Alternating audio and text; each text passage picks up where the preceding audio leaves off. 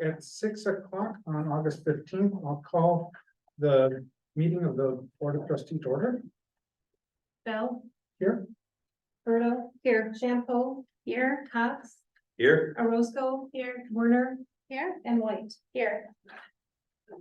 and we have an agenda that was amended this afternoon. We have a motion to approve that agenda. So moved. Motion by Berto, Second. second by White. All those in favor? Aye. All those opposed? Carries.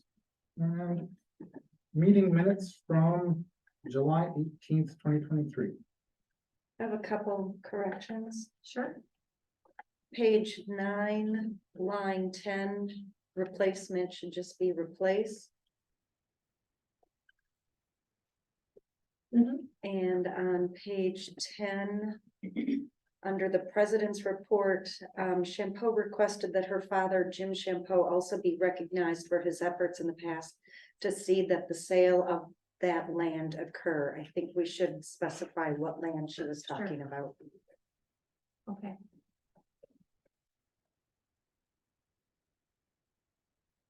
That's all I have. Any other corrections? Motion will be in order. So moved. Motion by Berto, Second. second by Orozco. All those in favor? Aye. Opposed? Carries. Okay. Comments, correspondence, and concerns from the public? There were a few items of correspondence in the packet.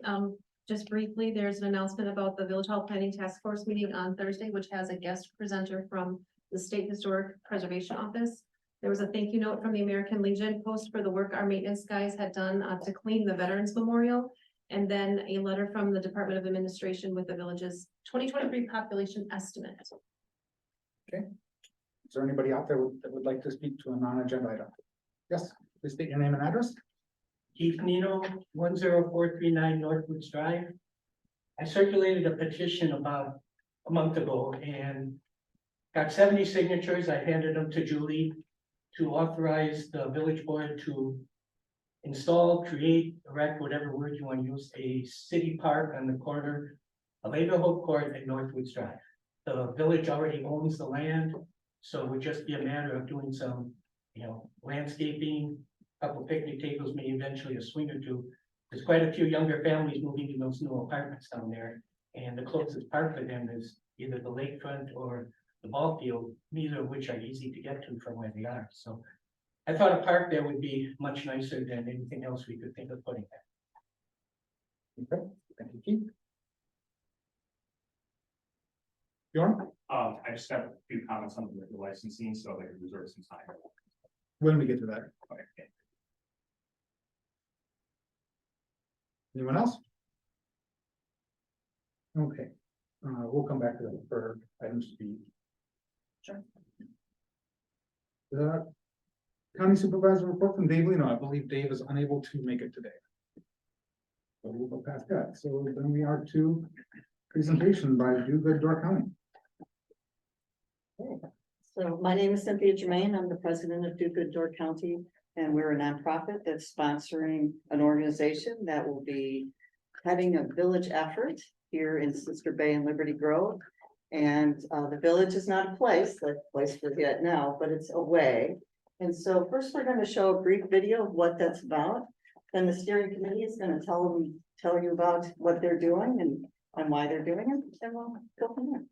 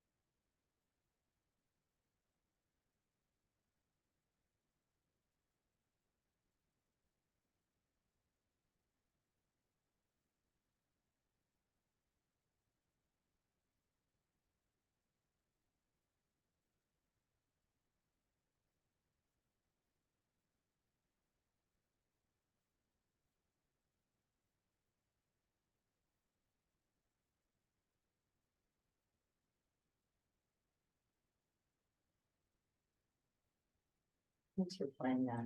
Sure. So first we'll hear, I think, David. David up first. Good evening, everybody. I just get my feet here. My name is Faye Blue. I'm a happy resident of Sister Bay.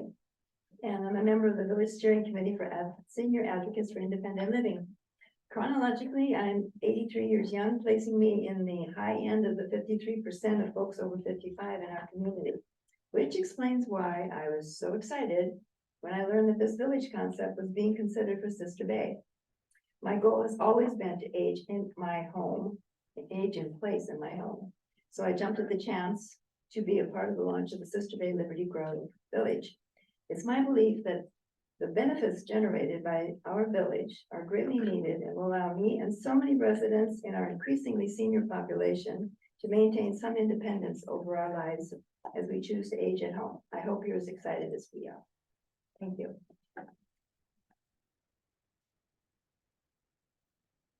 Pardon me for not standing, I'm a little unsteady these days. My name is Kathy Wagner. I also live here in Sister Bay. I'm a nurse who's had almost 30 years of an affiliation with Scandia Village, either as an employee or as a supportive volunteer. I used to be the director of nursing there years ago, and we often visited people in their homes to assess their capabilities, their functioning, and their mental withal.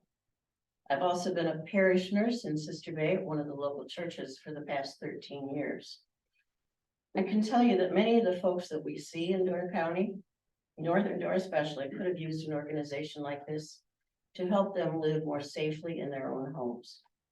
Keep in mind that many seniors have families that live far away from here, and they have no idea what their elderly parents can do, should do, or are doing. Joanne and I, who's in the blue over there, are both 73 years old. Joanne had a knee replacement last winter, and I needed someone to walk the dog because I don't do ice. I might add that when COVID hit, Chris Hecht actually started a village of volunteers. 3 years ago in March, he pulled together with the other fire chiefs and set up services to provide groceries, transportation, picking up prescriptions, phone calls to check in on someone, or if someone needed a meal delivered. I think that we would be continuing what Chris started with this village model.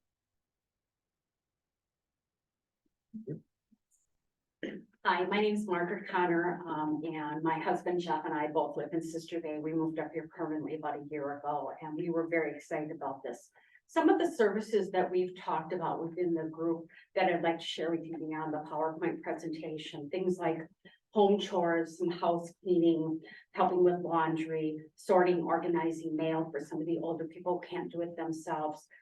Pet care, dog walking. We would like to think about AM and PM check-ins because a lot of young people don't have their families here, so we could help with that. We talked about companionship. It's something I think a lot of people that are older don't have somebody. If they lose a spouse or don't have children here, they just want to get out and do something. Maybe it be a field trip, being taken to church, just sitting and reading to them for a while. The other thing we see a great need in is technical support. I'm only 65 and I can tell you right now, I already struggle with the technology of things.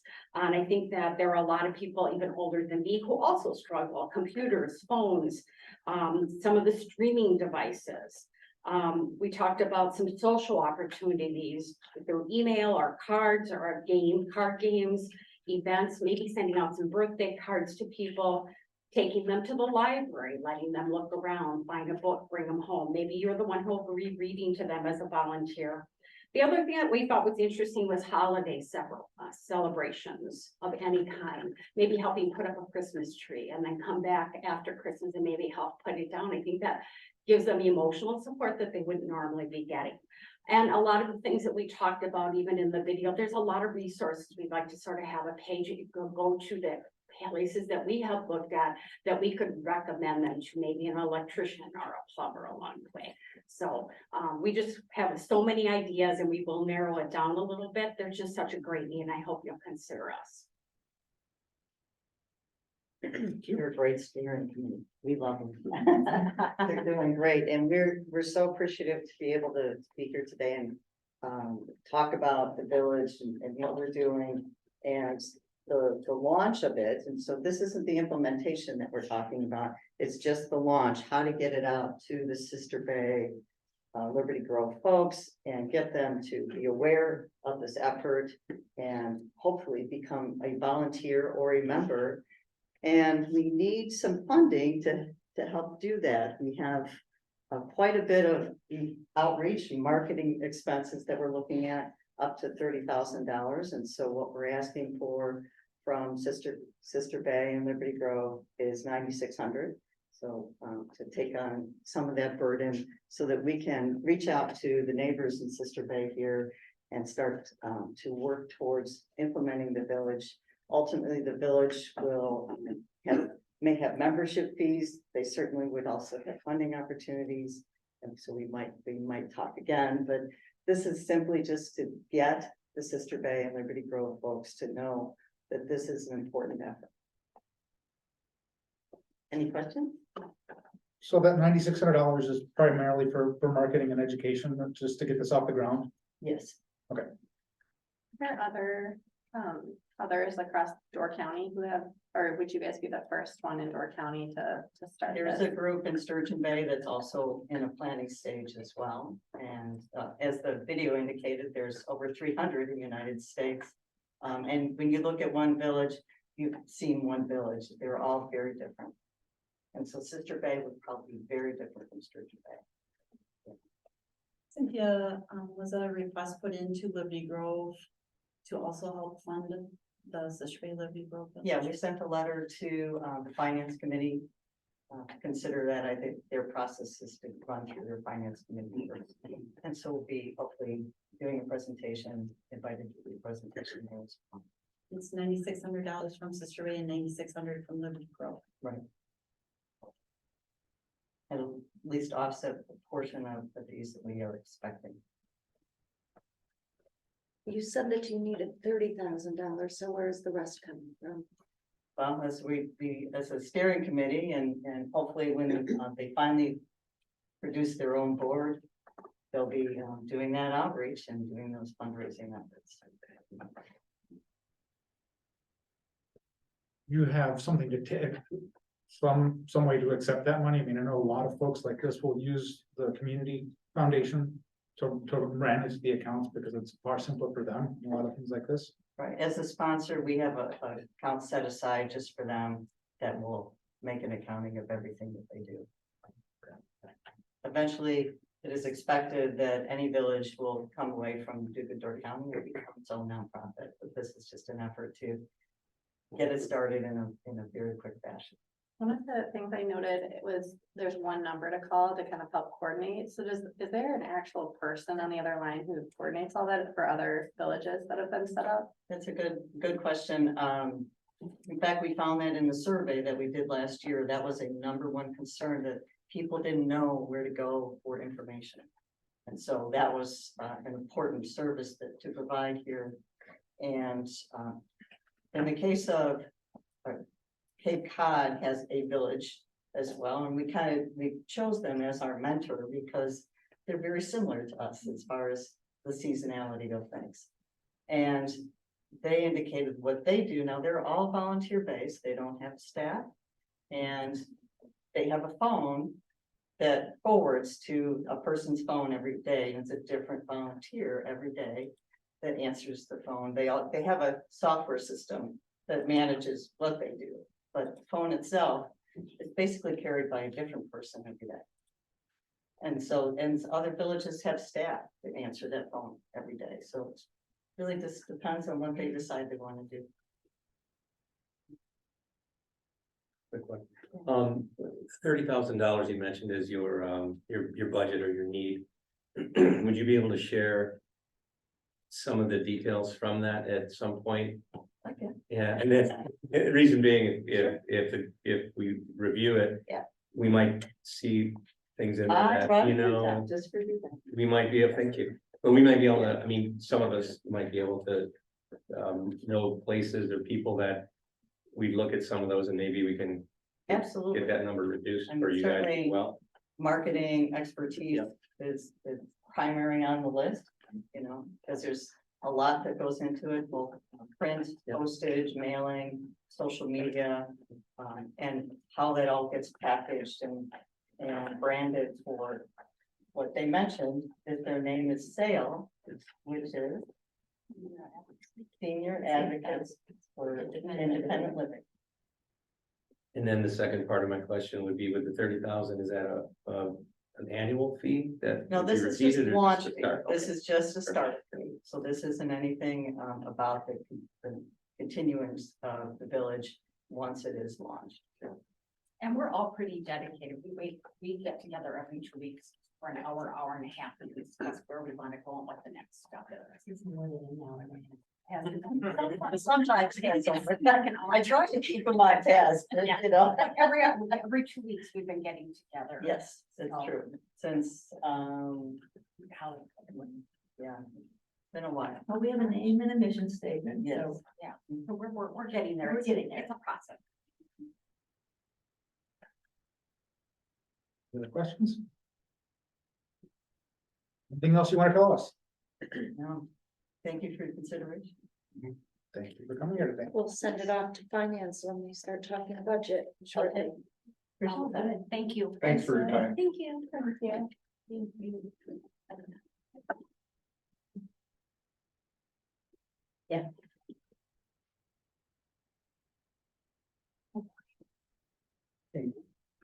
Item 8A. The telecommunications tower moratorium. Sure, this has come out of the plan commission. They are working on their telecommunication rules that are in the zoning code. There's a lot involved with it, so they wanted to make sure they took their time. In the meantime, we didn't get a tower erected while they're in the midst of planning, so they had a public hearing. Nobody came, so it was pretty non-controversial. But they're recommending a moratorium to allow them time to develop those rules.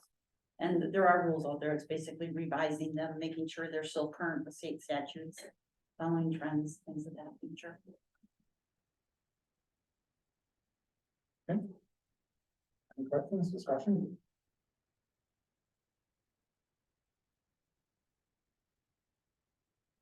Okay, the motion would be in order then. Motion by Roscoe, Second. second by Shampo. All those in favor? Aye. Opposed? Motion carries. Okay, resolutions. Amending the committee bylaws, DCTZ meeting compensation. So, amending the bylaw, this resolution would in effect amend the bylaws to make sure that anybody appointed to the Tourism Zone Commission gets compensated for their time there. Nate did point out an error to me in the resolution, which if you want to bring that forward, Nate, but other than that, it's pretty straightforward. Just some historic, I mean, it's not that consequential, but the third where is historically the president has served on there, that was only been one time as the president actually been on TCTC, so there's talking to Julie and we concluded it would be best just to strike that. That whole where is, doesn't actually change the action of this. Any other questions, discussion? So moved as amended. Motion by Virgo, second by White, all those in favor? Aye. Opposed, motion carries. Resolution for the fund balance policy. Sasha? Okay, so there is an update to the fund balance policy that is out there. This has gone through the finance committee. Does anybody have any questions about it?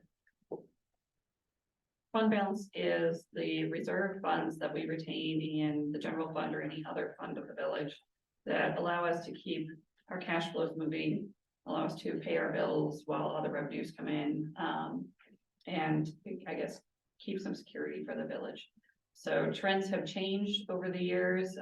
It used to be you could have 15% and 15% wasn't adequate anymore. So now it was 25. And after COVID and things, we realized 25 is really not adequate either. So 25 is the bottom line limit we want. And then we also want to set a target. And then we also have some hard targets in there of $1 million. So that we maintain a balance that I guess reflects well with those who rate us for bonds. In some of our discussions, something that I was aware of in the periphery, but I suspect that the new trustees aren't aware of, is that we have come a long ways in our fund balance in Absolutely. your time here, to where we're in a relatively good position now compared to what it was not that way when we got here. Right, we are in an extremely healthy position right now. We have quite a bit of fund balance, and we have planned for that fund balance, which is excellent. In the past, we had been down as low as 12% at one point, in my time here. So, and it's bounced around somewhere between 25 and 30 or 20 and 30%, other than that one very low year. So we want to keep that unassigned fund balance up above 25% at the minimum, but more like a target of 30 to 40%. And that's 30 to 40% of the budgeted expenditures. So moved. Motion by Bertle, Second? second by Warner. Yes. All those in favor? Aye. Opposed, motion carries. Okay, resolution for the language access. Okay, so the language access plan is a plan that we maintain in our office, and our department heads are trained on a regular basis.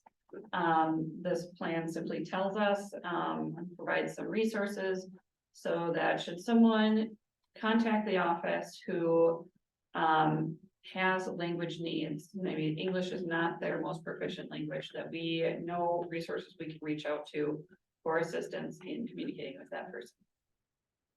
So this has been updated with the new census information, and in that new census information, it showed that we have moved away from Spanish speaking into more of a Eastern European language barrier. So we had to find some other resources for that, and we've reached out to some business owners and some people we know in the community, and they were willing to be part of our plan and be willing to be contacted should we need them, and that's the whole plan. Isn't there software that like free software, or am I? You know, I mean, we talk about you can Google, but it doesn't translate cleanly. It never translates cleanly. If we are not large enough that we are required to have our vital documents produced in multiple languages. If we were, we would probably be contracting with a company in which we would submit our documents and they would translate them to the other languages that we need them to be in. We aren't there yet, so we just need to be able to establish our resources. Okay. I'd like to volunteer to help with any translation needed in Spanish. I'm fluent. Okay, wonderful. Feel free to contact me. Okay, thanks, Lily. When's the last time this came up? Was that 20? It's reviewed annually, but the last time it was approved by the board was in 2020. And it's a product of our work with the USDA.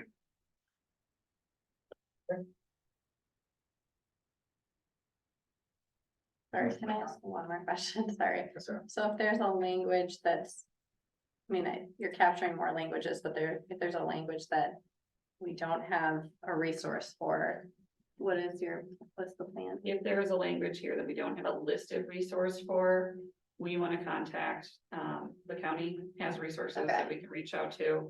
And as much as Google isn't the greatest option, it is a last resort, so.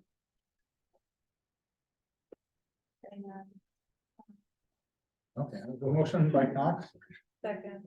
second by Orozco. All those in favor? Hi. Opposed? Motion carried. Okay, down to discussion and action items. Agreement for housing planning and design services. So this predated a lot of the people, or most of the trustees on the board, I think, but in December, the board had agreed to move forward with a housing study and plan for the Wiltsey property.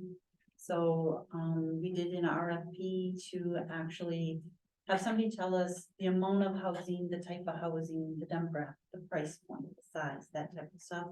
And then do some initial layouts for us. as well as provide us with model home plans that would be affordable, so people didn't have to pay for home designs should they choose to actually build out there. The Parks, Property and Streets Committee, reviewed the request for proposals and selected Stantec. And Stantec is actually an engineering firm. They used to be Bogan Incorporated. They do a lot of work around here. And they're now part of a national company called Stantec, which has the resources. So this would be the agreement to get that project started. As you can see, it's pretty, came in actually less than I thought it would come in at, so I was really happy about that. And we're eager to get going on this so we can find out the number of housing, what codes need to be changed to accommodate it, where the roads have to go, budget for the roads, figure out how we're gonna fund stuff. Part of this project also includes them helping figure out how to fund a lot of it, such as grants or creative ideas for not only the infrastructure, but the home ownership. So I guess my concern is, do they have guidance? Do we know as a board that we want the whole thing developed as housing? Do we want, I mean, 48,000 is a lot of money, 49,000. Are we giving them some guidance before they just put a whole bunch of houses on a picture in that area? 50 acres of housing? it's a good question. So yes, they get the reports and the minutes from the task force that was put together that had worked on it. And then they also get the materials from the minutes where the board has discussed it, the PowerPoints that they've reviewed, any resources we can give them. And then just like I do with the facilities plan, I'm their resource, I'm their daily contact. If they have questions or reach out, you know, what does the code allow, that type of stuff. But yes, it was determined before you were on the board that housing was going to go out there. And was there public input in that housing plan? Well, it wasn't a housing plan. They haven't done the housing plan yet, Okay. so this would get us that housing plan. But the committee that was formed, yeah, they had a lot of people on it. It was, I want to say, a 2-year process. They were public meetings. From there, we had meetings before the Parks, Property and Streets Committee. There were meetings before the board. It was actually a pretty big to-do, I think, in Sister Bay. I came towards the end of that. So, you know, I came after the ad hoc group had been meeting for, I think, 2 years or maybe 1.5 years already at that point. But there was a lot of people involved. It was a pretty exciting project for the village. I guess somehow I missed it. And when I was at the facilities plan the other day, a couple people, when I was standing by the plans, were surprised housing was going out there. And that's what they were asking the facilities planners about. And they kept saying, this isn't what we're talking about. So I think some residents might not be aware of this plan. Well, they might have the plans confused. I don't know, but I don't know. It's been. It's not all housing. They have to tell us what goes out here and where. There is some, I think you mentioned, is it all housing? I saw But- something at Parks. Okay. I see that. So I'm just a little concerned which direction we're sending them when they come up with this plan. I want them to, I don't know what we're all thinking, or if plans have changed over the past 2 years, new board, new ideas. Louise? I was a member of the Wilson Task Force. And it wasn't 2 years. We met for, I think, less than a year. And we submitted the report. I'm happy to share it with any of you. And it was not all housing. There was open space, there was recreation, there were paths. And I believe you brought Bay Lakes in. Julie brought Bay Lakes in. And we met in this room with the Plan Commission. Yeah, it was Plan Commission. And Bay Lakes presented something to Plan Commission based on our recommendation, which had it was unrecognizable. It didn't even come close to what we had recommended. Plan Commission was confused. and the people in the audience were confused. And there was never another meeting. So I can clarify that. It was joint meeting of Parks and Planning. They met together. And, the committees had asked for a map to be made of what happened with that ad hoc group that was meeting. So Bay Lake took the notes from the, ad hoc group and they put it together on a map. And there was a lot of discussion about what was out there. And from there, it went to the board. And the board, at that time, I had also done a PowerPoint to them about the housing, because how you can incorporate trails into housing development, how you can incorporate open space and green space. And we talked about cluster development out there, how they could accomplish everything they want. And I can clearly remember one of the board members who was also on the task force saying, this is what we want. This is what we were trying to relay. And so at that meeting, they had decided they wanted to move forward with this project to get the housing out there. Yes, there had been some comments about, should the post, at one time there was discussion about should the post office be out there? And as we know, that's not possible according to the post office, that they won't locate it there. But the directive from the board in December was to do an RFP for what we have in front of us right now. Okay. And they're based on that study, it may not use all of that property. If that study says you only need 100 home sites, that's all they're gonna plan for. So but this is the property that it is designed. That's not in our packet here. You know what I noticed on it was not, Okay, we can't vote on it, I don't think, can we? well, you have the contract here, but you can certainly delay it or look at it, but. I don't know, Heidi, what this was, included or not. Yeah, see that. That's the World Seed. This was the RFP that the Parks Committee reviewed and then recommended the contract offer. I guess what I'm reading here is it says that we hold the title to this property. It doesn't say that we're gonna do everything into housing. I think we're looking for somebody to give us some advice and some direction on what we can do for housing out there. I do think that housing is the most important thing we can do out there. There's certainly room for other things, and I think that we've got a lot of moving parts with that facilities plan. So to say that they're gonna come back with a recommendation to us, then we've got to take and digest that recommendation and figure out how it fits what we want to do. I think we would be silly not to listen to them on some level, but we also be silly just to take what they say this is, oh, they're right, we shouldn't try and have this apply to our village specifically. So what are we discussing and voting on tonight?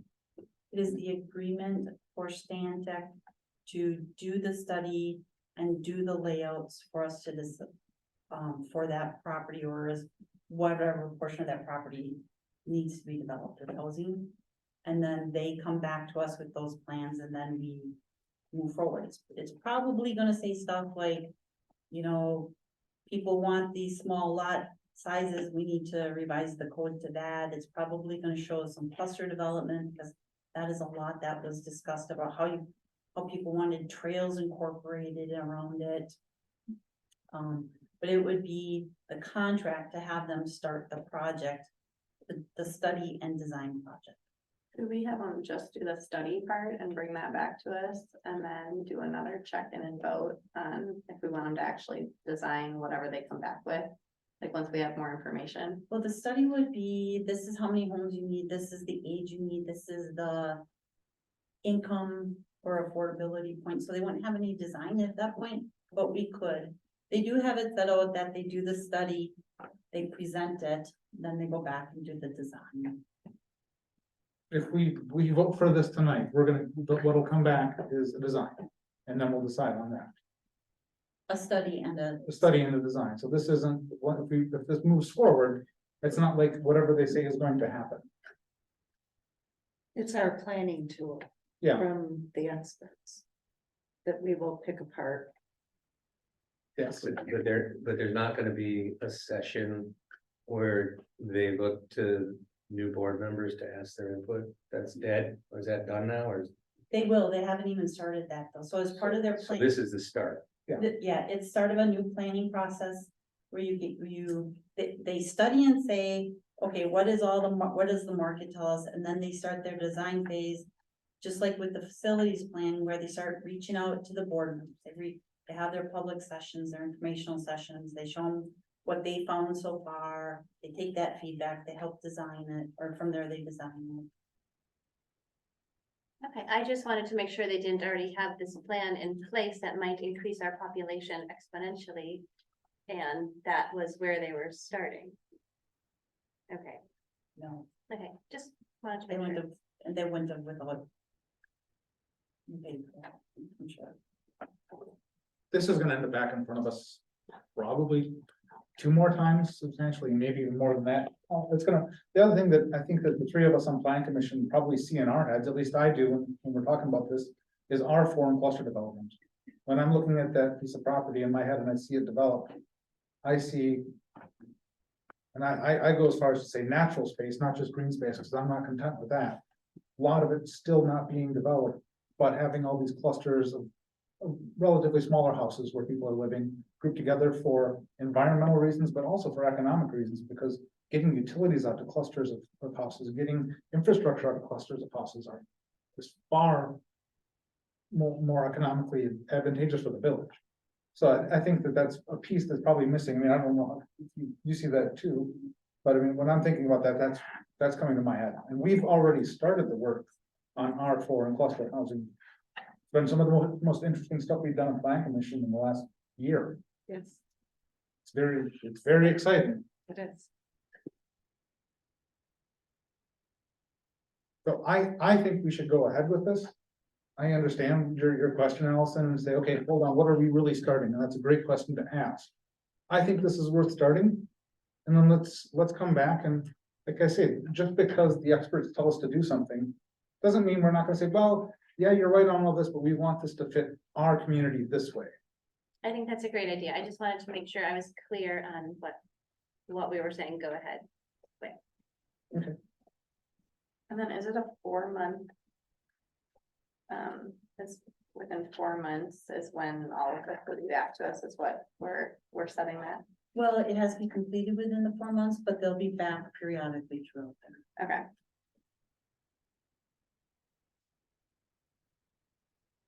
Don, you look like you still have a question. There are lots of questions.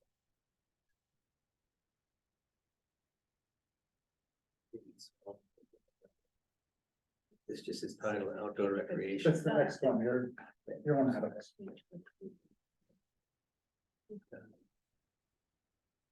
Like there is a part in clause to that too, around termination.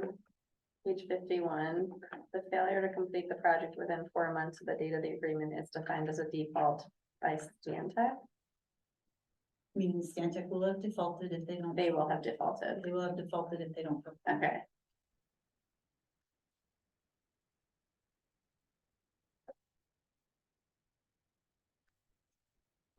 I'll make a motion to approve as presented. I second the motion. Roberto, second by Shampoo, all those in favor? Aye. Opposed? Motion carried. And the next agreement in here, the comprehensive outdoor recreation plan. Okay, so, you have to have an outdoor recreation plan, talks about where your trails are, where your recreational facilities are, when they're gonna be updated, et cetera. It's often used as a resource when you write grants, a lot of grantors. For example, the DNR always say, is it in your plan? Is it in your plan? If it is, it improves your chances of getting funding. Our plan is very outdated. It's from 2018, so we haven't been able to apply for recreational funding because we're not eligible.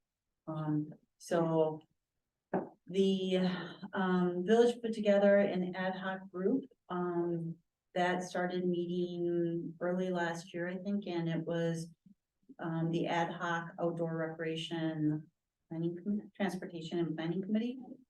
And they spent some time last fall, early winter, looking at trails, and they came up with a list of trails where they should be. They prioritized them. And then Parks Committee has done a lot of work on parks, improvements at waterfronts, There's just been a lot of moving pieces and now it's time to put it together in the plan. So Bay Lake Regional Plan Commission, we are a member of that plan commission. They provide a lot of services, but they can't provide a lot of services to us. And they do outdoor recreation plans for communities. So they can do ours for the price that you saw in the packet. And so this would be the contract or the agreement that would begin the process.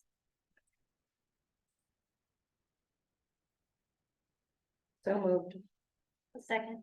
Motion by Bernhardt, second by Warner, all those in favor? Aye. Opposed, motion carries. Okay, operating agreement for SBAA. So we do contract with the Sister Bay Advancement Association for services, as you're aware, and the contract has, we look at this contract every year. Last year, we said we'd pay them 12%, and you know, there was a big discussion at that time, and so we're committed to provide 12% this year as well. So we're not proposing to change that. The only changes, as you saw in here, were the number of events that were being held, and then just some items about what we ask for before we give them their payment. So we've been asking for a lot of stuff that is very difficult for them to get together. And to be honest with you, we don't do anything with it, or we wouldn't do anything if we had it anyway. So it simplifies it, it makes it a more practical agreement. There's no other concerns or issues or changes to this other than updating the dates and things of that nature. Okay, So moved. motion by Berto, Second. second by Roscoe, all those in favor? Aye. Opposed, motion carries. Thank you. On to the draft ordinance for liquor licenses and amendments and reserve licenses. Well, where would you like to start? You guys want to have questions? You've asked for a policy on the reserve liquor license, which the village is close to obtaining another one based on population increases. You saw in the correspondence for the packet that we received our estimate for 2023. We're now at 1191. We need to reach 1225 in order to have another reserve available. So this ordinance lays out some changes to chapter 6 in general, because there was some outdated information in there that needed to be gotten rid of. And then includes language for that reserve license when it does become available. I'm just gonna let you ask questions. How often does that population estimate get updated? Is that Every year, it's Okay. an annual estimate. We got a couple random ones. Okay, On page 76, in the introduction, it says here these, the $10,000 fee was included in here, and then it goes on to say some other villages. 10,000 is a Sure. minimum, so Right. you can choose how much And you now, want to right, it charge. says here, somebody sold one for 20, and it says, you know, Sebastopol sitting on one for 75. But then in the document, on page 79 in another place, it says Class B liquor license shall be $20,000. So did we have a discussion about that? No, it's Was that just just a placeholder. so I would assume we should have a discussion about that. Sure.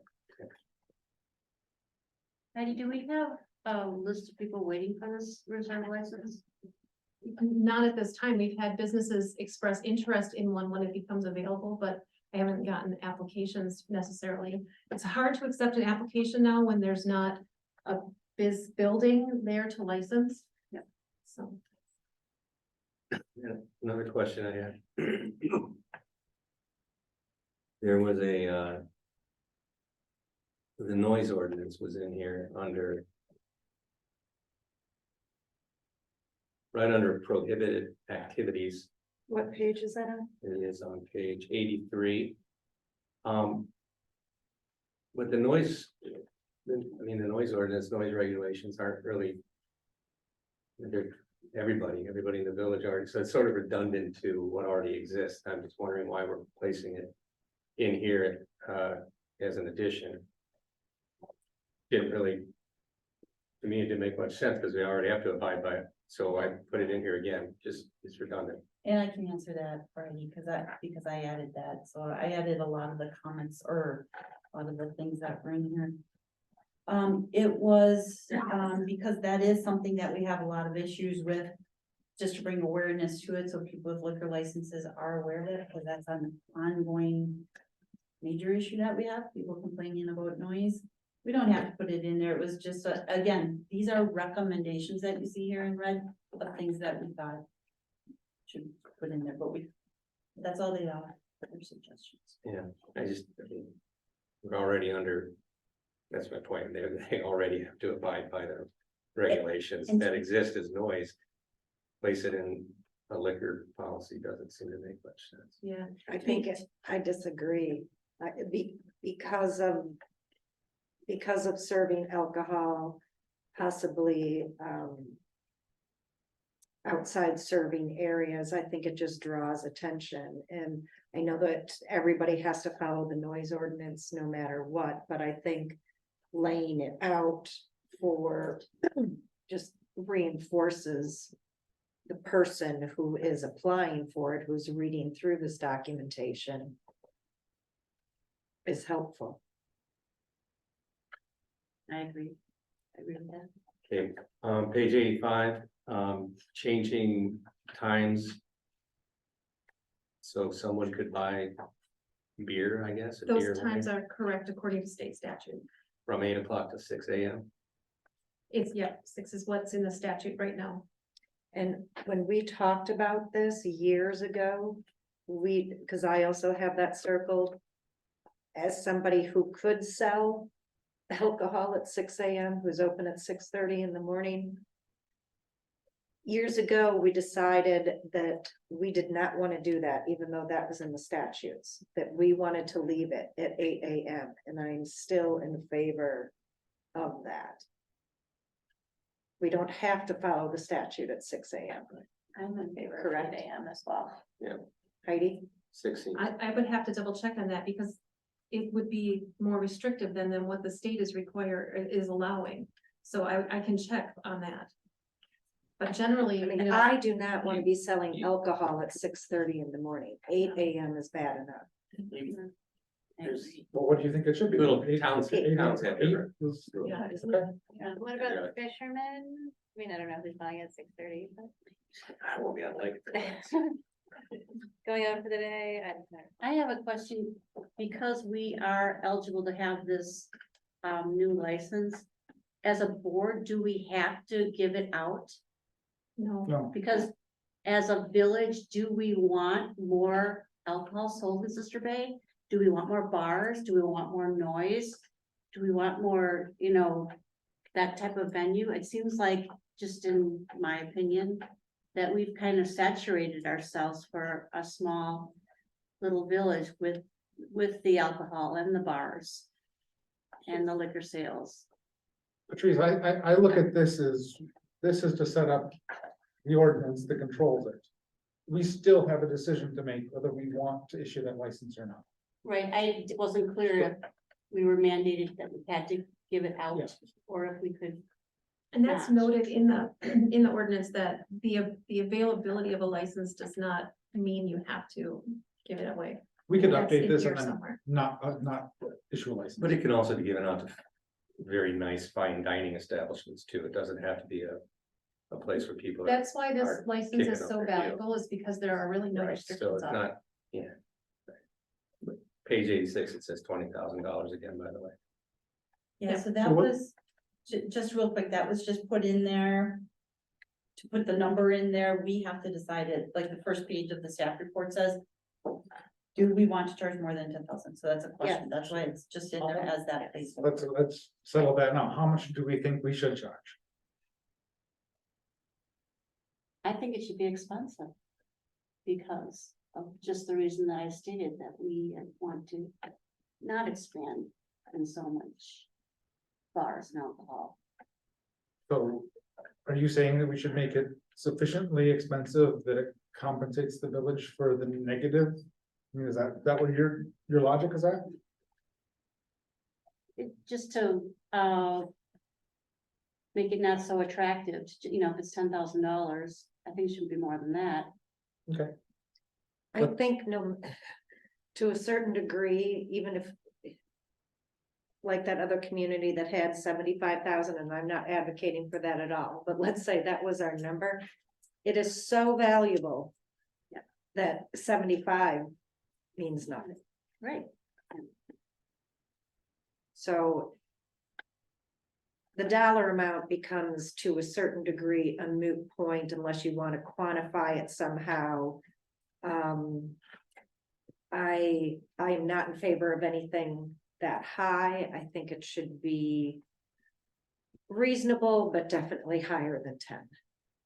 Do we know the last time it was adjusted? It's never been adjusted. Never been adjusted. We've just been at the state minimum.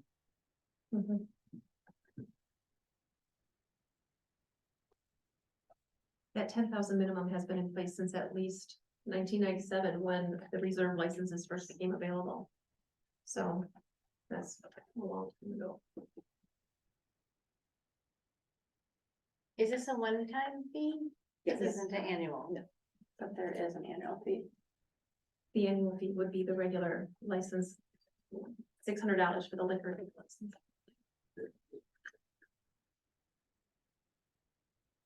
So that was 96 is when we said it? 97. Some calculations. $18,233 be inflation adjusted today. Fair. Yeah. Yeah, so I mean, granted CPI, 25. I'm comfortable with 20.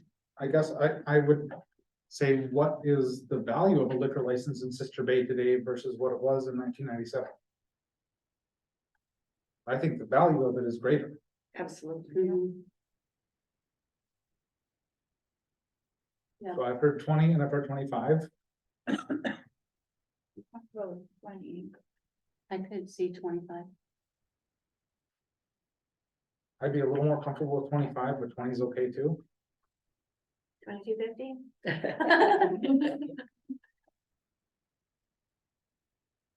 I mean, and the population has to go up by 500, Yes, so we're very, very close. so. But I was meaning for the next one. That's Not that far away. a long, Oh, long I was way thinking of away. the next one, sorry, but you're saying the next one. Yeah, the Okay. next one. 27 people away or something like that. Close, yeah. Don, what do you think? Where's your number at?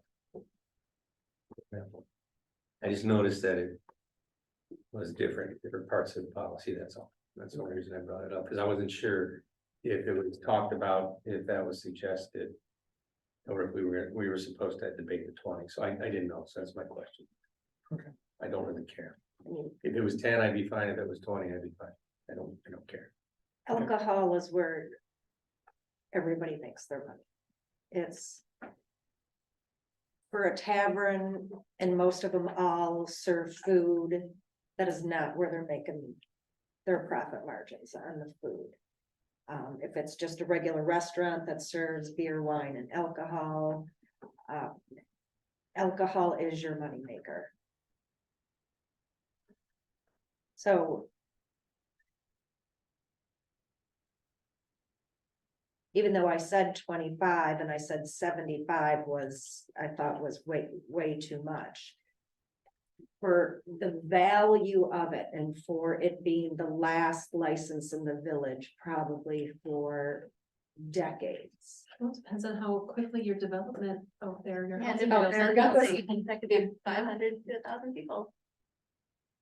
No, I don't think it can. I, well, looking at something. You know, I could go as high as 50, and that's totally different than what anybody else is thrown out here. I mean, I'm also looking at this as a new business. If you're a new business trying to make it. Like, that's the kind of It could be a businesses we current wanna business though. tracked here, there. But it might not be. Might not be. So I wouldn't wanna make it unattainable for new businesses. We do have new activity, we have new people moving here. So I don't know, I also see that lens. And I like the idea of basing it on inflation because that is logical. It makes sense to me. So the 20,000 is what resonates with me because of that. I understand the value. But I think like it's invaluable in many ways. So I feel like we would just be making up a number. Supply and demand doesn't work when there's a supply of one.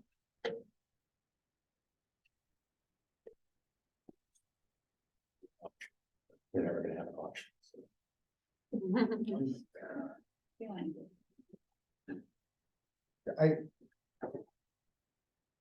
I can see your point, Denise, of saying like setting it higher than that, but also hearing what Sarah says, because it's gonna be a barrier to entry. Somebody that comes up with a business plan, if they include that they've got a liquor license in there as part of it, that's going to increase, that's gonna make it far more likely to get funded. Right, I was gonna say banking is going to look very favorably on a liquor license, knowing that that's where the money's made.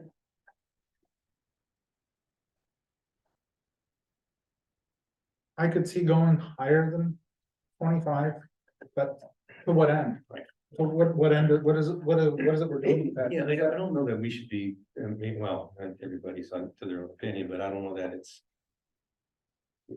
I don't know that we should be looking at all these things when they come up as an opportunity to see how much we can get. Yeah. Like to say, hey, we have this, if you want it. You know, beg, and so we set price really high, and like Sevastopol's still sitting on theirs, they may not long, they may forever. But at some point, finances do come into play even for people opening up a new business that might sell alcohol and make money. But to write a check for $50,000 or $75,000 might be a step too far for a lot of people starting to start a new business. So I don't know that we should get in the way, but I also don't think we give it away for the state minimum either. So I guess I'm comfortable with 25,000. I think that that's a reasonable number. Yeah. I know that's a little higher than you're looking at, Sarah, but I think that I could argue even higher than that, so I'm saying, well, that's. But then, I mean, Allison's 22.5, I mean, something about having an odd Sticking number. at 20. I make a motion that we agree on $25,000 for. So that would be part of this whole thing, so Yeah. I think if we can agree upon that informally here, because there's some other things that I want to talk about. I think the interesting part to me, the part where we had the most discussion.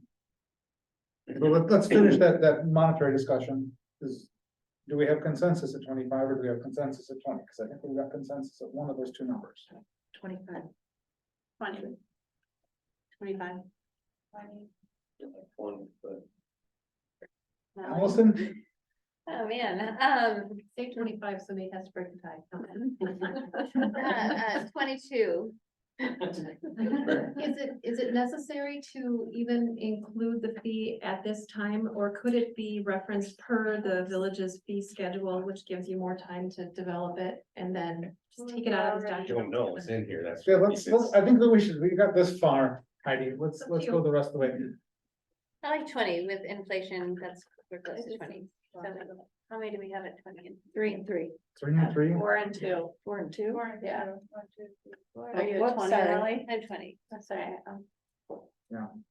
and I was 25, so, but it doesn't matter, because you already have, so we're at 20 for there, that's fine. So other discussion. I was looking at page 81, item D. That's where I had some, I thought we'd had some interesting conversations about that in the past.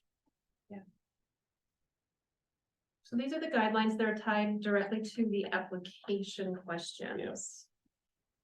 Right, which I have all kinds of things to say in the application questions. Yes, and I know that you had requested that they be developed somehow with scoring criteria, which is impossible to do. I can't do it. So it is an open-ended questionnaire. Unless And somebody that's- else has a better. way That's of what doing it. I did not like. We Yeah. talked about that, there had to be some kind of point system. And not saying that you had to assign the points, but maybe it's how many boxes they check off that they get a point for each thing. I think it can be done. I think we need to, because we talked about if there are multiple people who are applying for this new license. You want, I'll get you, We- just let us know, but I see your hand, you don't need to be holding it up. So, you know, I guess that's gonna be a really long conversation pertaining to that aspect than with the questionnaire. So that portion of it is why we've got it here as a draft instead of an ordinance, because I thought that that one needed more development. Because Julie said, well, maybe we should just do the ordinance, so I think we need to think about it another time, and that was a particular item that made me think about that. I think that one thing that Bjorn brought up last time we were talking about is it a binding or is it an advisory score? Because I don't want that to be a binding score. And then if we're doing the score, then how helpful is it to have an advisory score there, because that puts us on a slippery slope. But I remember Don talking about everything that is going to be subjective if we don't have some kind of points. Could we each read over people's essays and give each board member could give question one, like I give this person an 8, I give this person a 6, and then we add up all our numbers of how we felt people did? Can we do that without getting ourselves in trouble? Well, you can create this however you want, you know, right now, it's a may. We may consider these things. You can do it where you're scoring them, where it's written where everybody scores it individually and tally it up. I mean, it's still that score. I just caution you that it would have to be, you know, defensible. I mean, it's not really the I don't wanna say cleanest way of doing something. I mean, it's what you consider a 2, somebody else may think is a 5. But then we kind of balance each other out, and if I scored everybody like as 2, 1, 3, maybe somebody else would be scoring them like 10, 8, 7, so. All my lows would go together with some, it still would be, I don't know. And maybe somebody would score low across the board. And as an advisory number, just a thought. You know, I think you have to look at it from the perspective of somebody that gets turned down. Let's just say, for example, they start a lawsuit. How defensible was your decision? How defensible is any of our decisions going to be? Yeah. To anyone, So I think. you have whether to it's keep that in scoring mind. or not scoring, if somebody is turned down. This board or another board didn't think that. You were worthy of it. How is that defendable? I guess I'd find it a little bit easier to defend if we didn't have, let's just say, one that we didn't like had a score of 50, and the one that we did like had a score of 10. That would be pretty damning to me in court to say that we chose the one on 10 that had the 50. That's where my head's at on there, thinking that's gonna be a challenge on there, but it's Bjorn. Yeah, that's what I was gonna talk about right there, is for me, Can we finish? as like a potential applicant, it would seem very odd. If, like, I get the discretionary may versus shall, whether it's issue at all, but then there's another question of like, okay. Let's assume one applicant scores 50, and then applicant B scores 10, but you choose applicant B over applicant A. So I see a different kind of like discretion in that sense versus like whether to issue at all. Because it would, like from an applicant standpoint, it'd be very odd if you did give it to someone that scored 10 based on your own criteria versus the applicant that scored 50.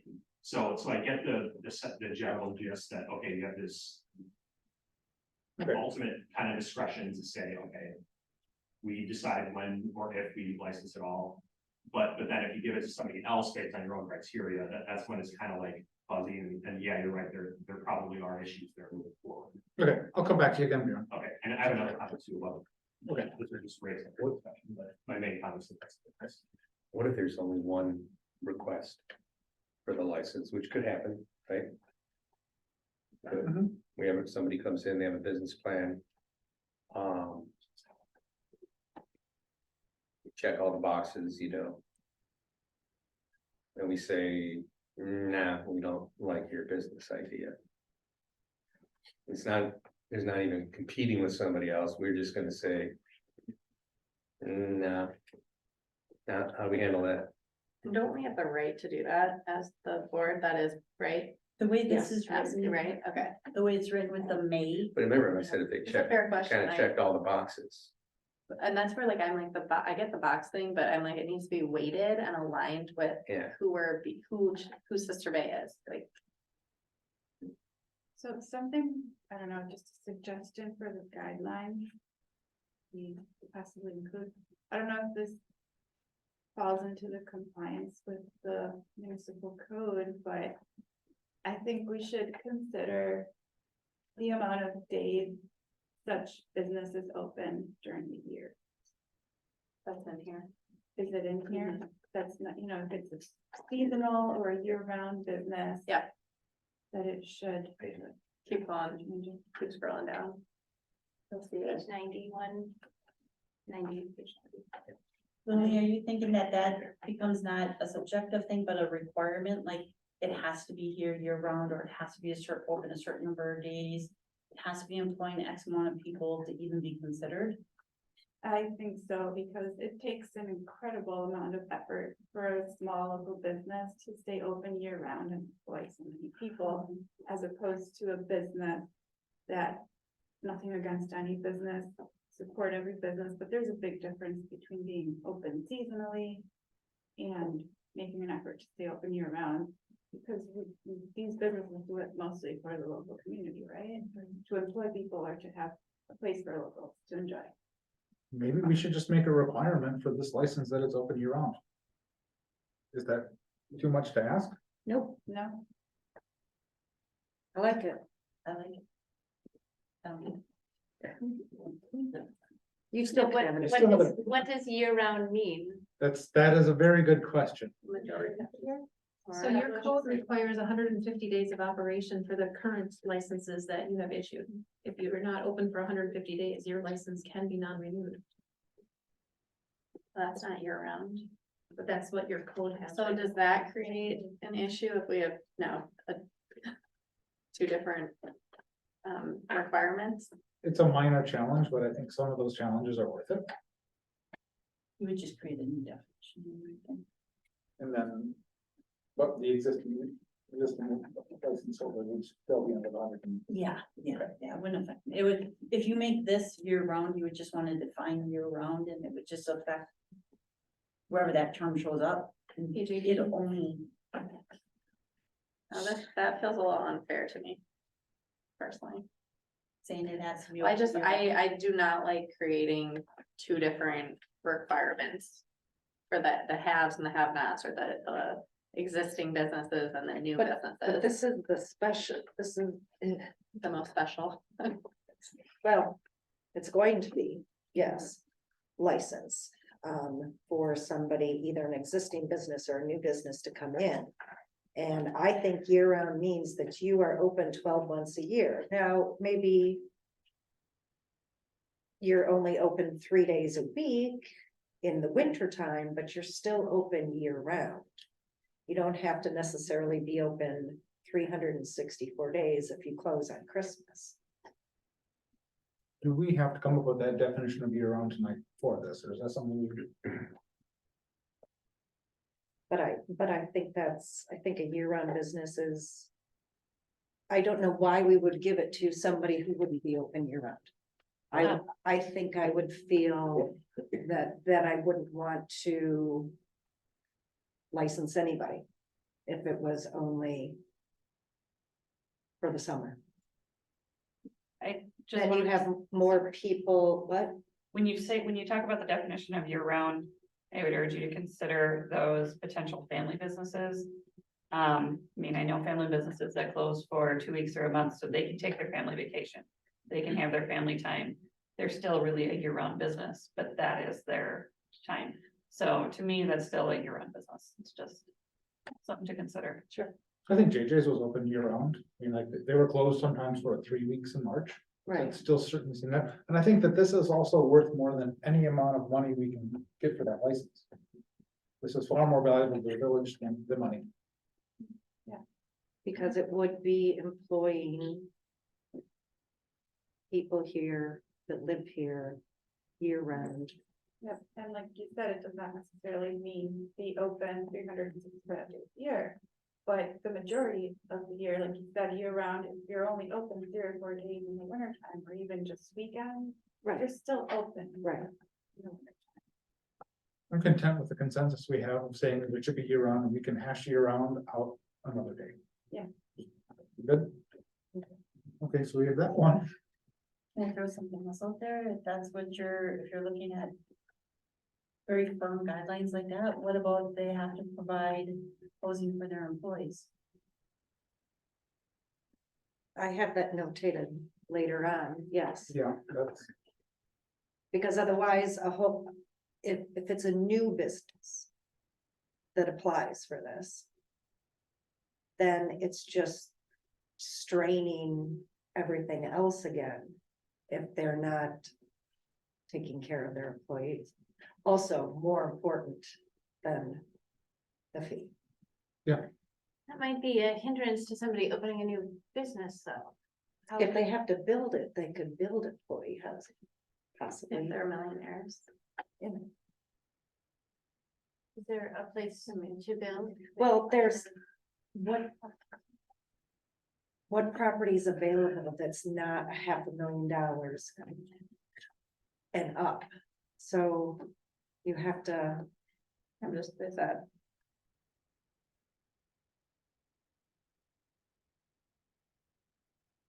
Just thinking of equity, that's all. I totally appreciate the comments.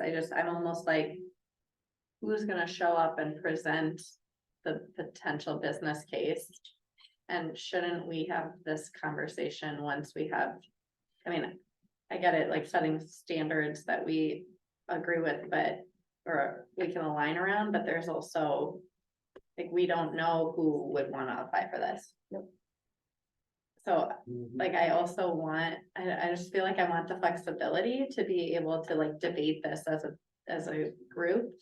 And make sure we're making the right decision for Sister Bay, not just like checking a box. but if you, with your comment about you have to be a millionaire, to a certain degree you do, or you have to have access to $1 million+ dollars. There have been a couple of businesses in Sister Bay that have sold in the last year or so over $1 million. So even if you're buying something existing, you're already spending over $1 million. I think there's a lot of impact that the code has when people look at it. And it forms it has a lot of impact on the business plans that people come up with. I mean, that's certainly to the detriment a lot of times, but I think in this case, I would consider that a positive. And if we don't push people to have housing, we're going to further erode our community, because one of the biggest challenges we've got as a community is having people that don't live and work in Sister Bay. And that's harder and harder. And if we don't ask these people that are starting this business to do it, we're not going to be, it's so hard as the employee to do it. These people have a fighting chance of doing that, but the employee is, it's almost impossible. One, I guess that's where I'm coming from, like. I just don't, I'm sorry.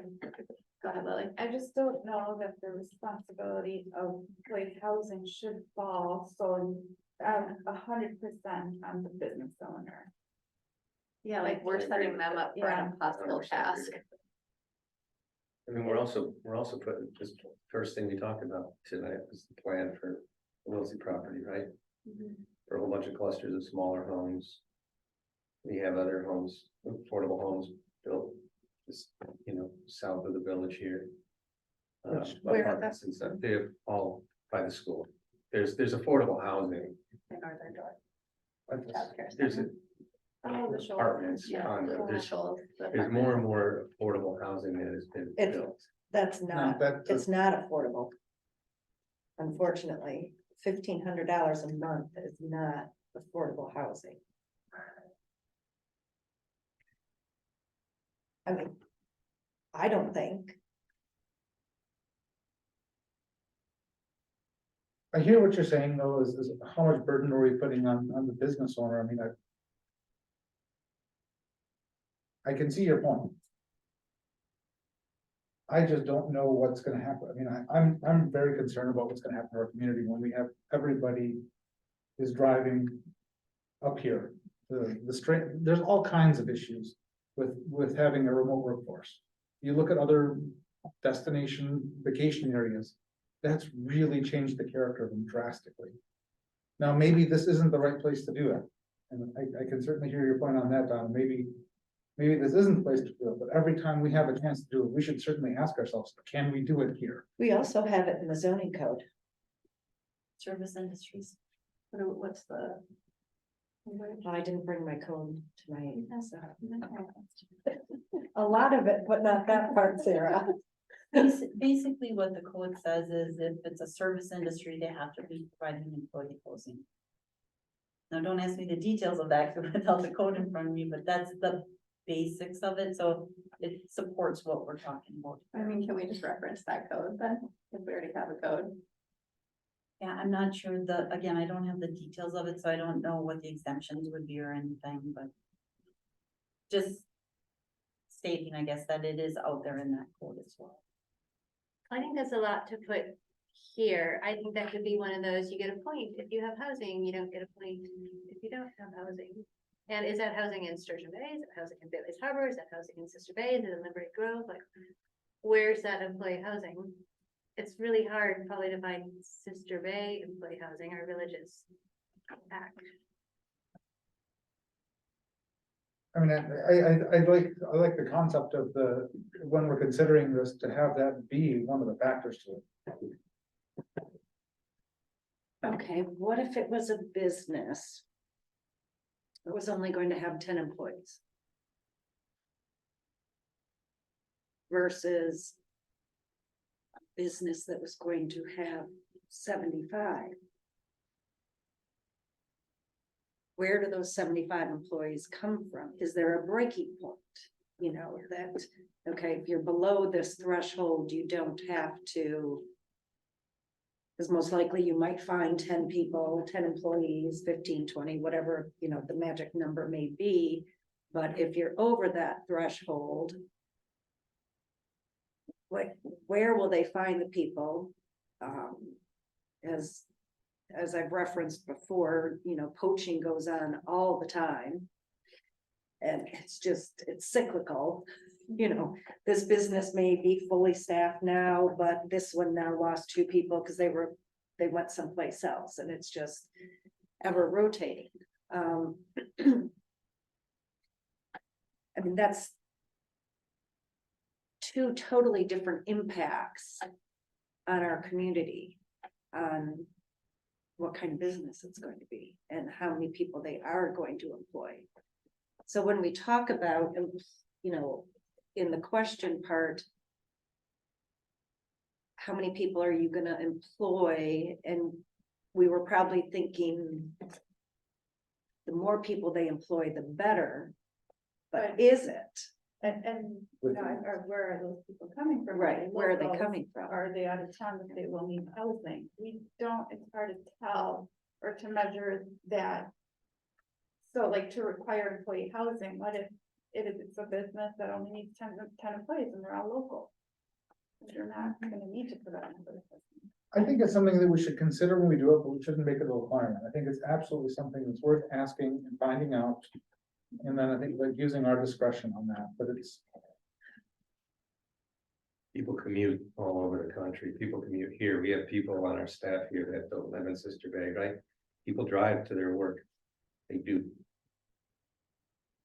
I think it's It's a fact of life it's a big It, burden. it is to a put on fact the- of life, but it. everywhere. But it's something, if we can do something to minimize that. Why? Why? Because I think that we want to have people settle here in Sister Bay and have families in Sister Bay and have children in Sister Bay that will go to Gibraltar. I mean, I just Sense of read community. it. a sense And that's of community. happening, and the population of young kids is growing like crazy, and families are growing like crazy. Because I just read, was it either the Press Gazette or the Milwaukee Journal on Sunday, where they're Press Gazette, they're closing 11 schools.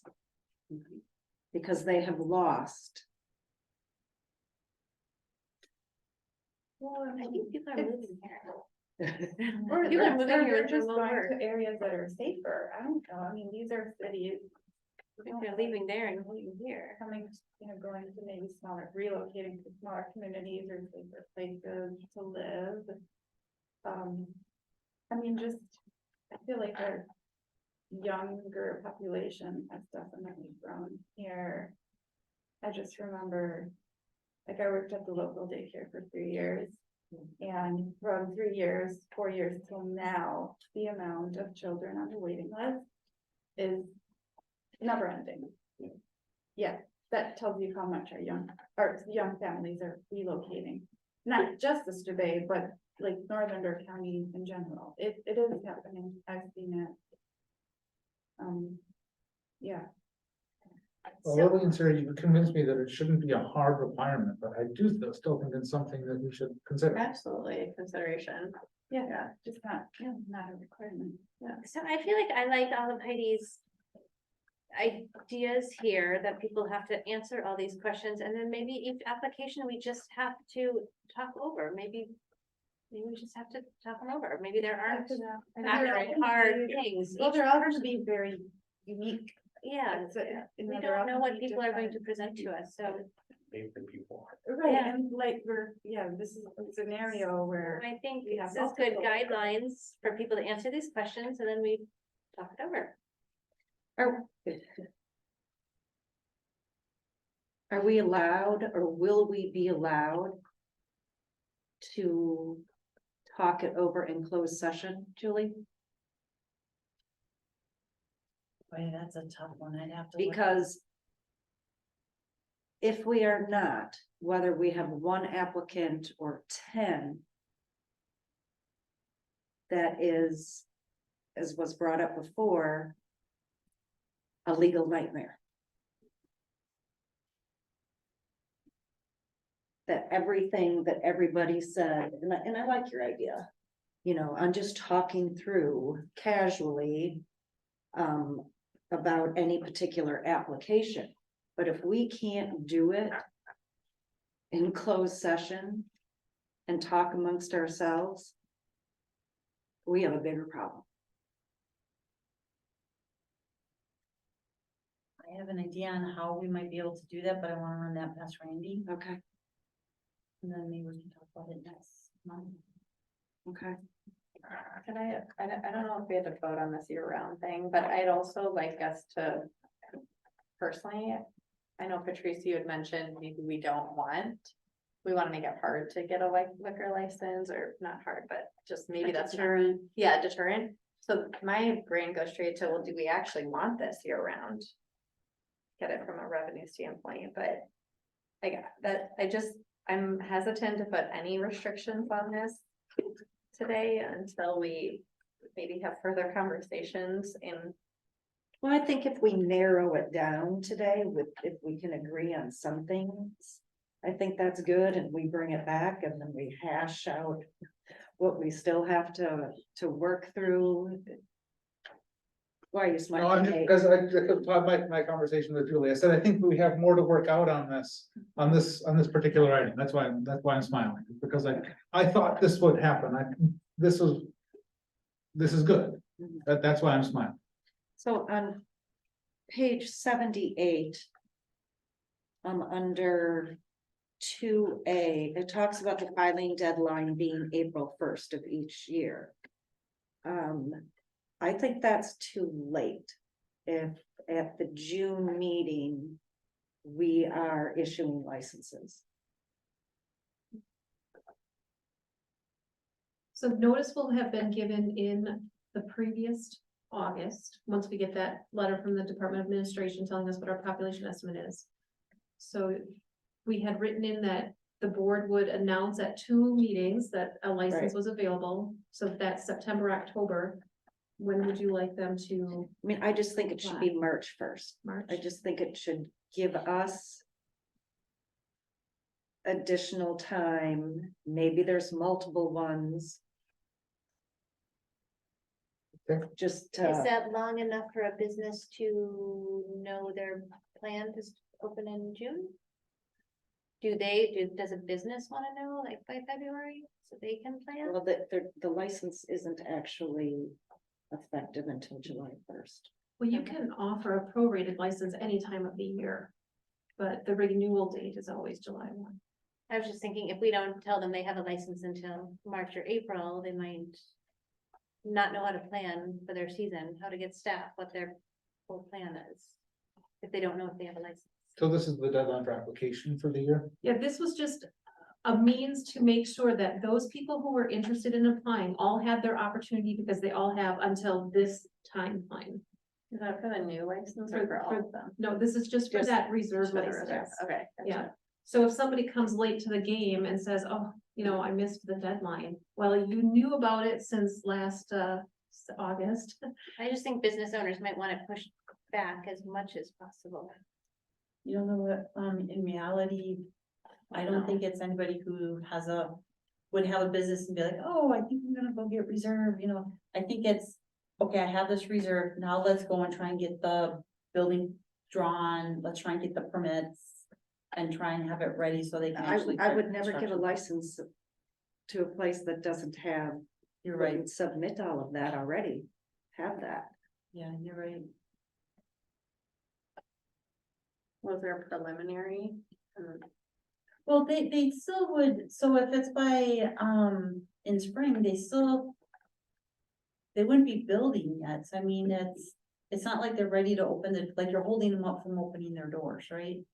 Because they still have to go through all of those reviews and everything, whether Plan Commission has seen them or not, and we're saying we wanna see it before we issue it, I guess, but, I don't think it holds them up, because it's not like they're ready to open the doors and we're keeping them from opening the door. Didn't Heidi say a building had to be built and like all ready to go before we issue a license? Not necessarily, you can choose as a board to grant a license contingent on meeting the requirements in a development agreement or something, but Okay. it's, you need to have some kind of an idea of what they're building before you give them a liquor license. Okay, but it doesn't have to be built. Got it. Does the fee only, is that for just applications or is that for the business who's awarded the, That $20,000. yeah, That is an initial issuance fee for the business that gets the license, is awarded the license. okay, If that's what you would bring. okay. On page 81, and it might be in here elsewhere, under C 1A, he or she, it's probably elsewhere in here also. I think we need to get rid of all of that. It should just be they. I've asked that on other things that,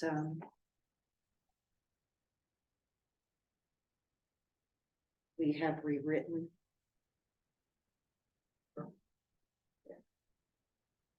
On page 83. 2J, licensed operators, does this address what I brought up? Yes. Thank you, Heidi. Or Julie, or, Heidi, I think was that. What did you bring up?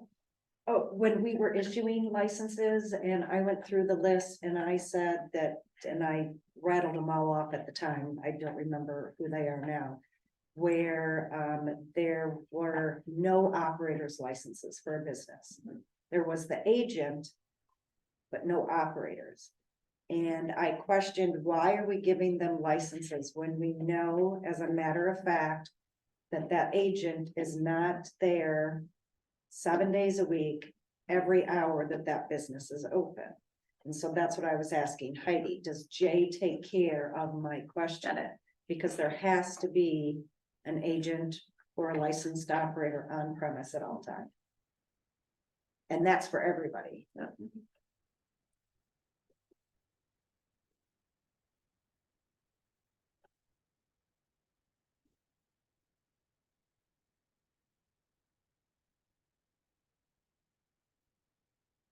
We've got a number of changes here.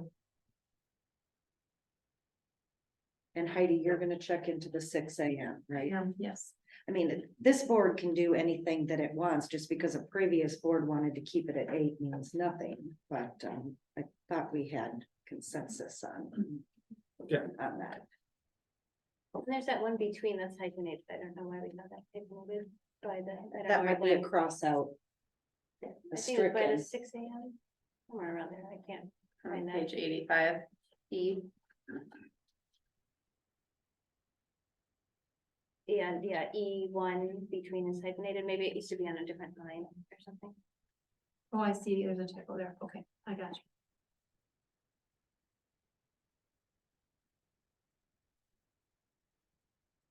So when you. On page 90, where you did the questions, Mm-hmm. because I did not go back and dig through my files of everything that I had brought up, did you? But I had, So this incorporates That- your ideas. okay, yes. thank you. Mhm. Okay. Because I know I had given them to Yep. you. Okay, Yep. thank you, Heidi. I'm wondering for what we discussed, if we should pull year-round operation off there as a question and just state in there that you're expected, you have year-round operation, since we're not posing it as a question. And if we agree on that. We did not agree on the year-round operation? Okay. I think it was a suggestion. We didn't vote on it, No, I wrote that you will define that later. but like I have not even comfortable. Personally, I'm not comfortable even putting it in here until we actually know what we're agreeing to. Right, but it can still stay on page 90. Yes, Yeah. yeah, absolutely. Definitely a consideration. And it does not necessarily have to be worded as year round, maybe just the amount of days during the year, minimum days of the business. Required to be open.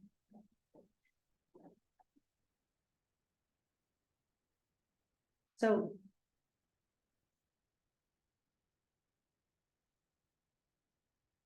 So then is everybody else okay with the deletions? You know, the red strikeout that Julie did and just some of the cleanup. That if we bring this back next month, then there will be less red. And we'll just highlight the things that. We can look at it in a new form with less red, see what still we have to. Agree on. Or have further conversation.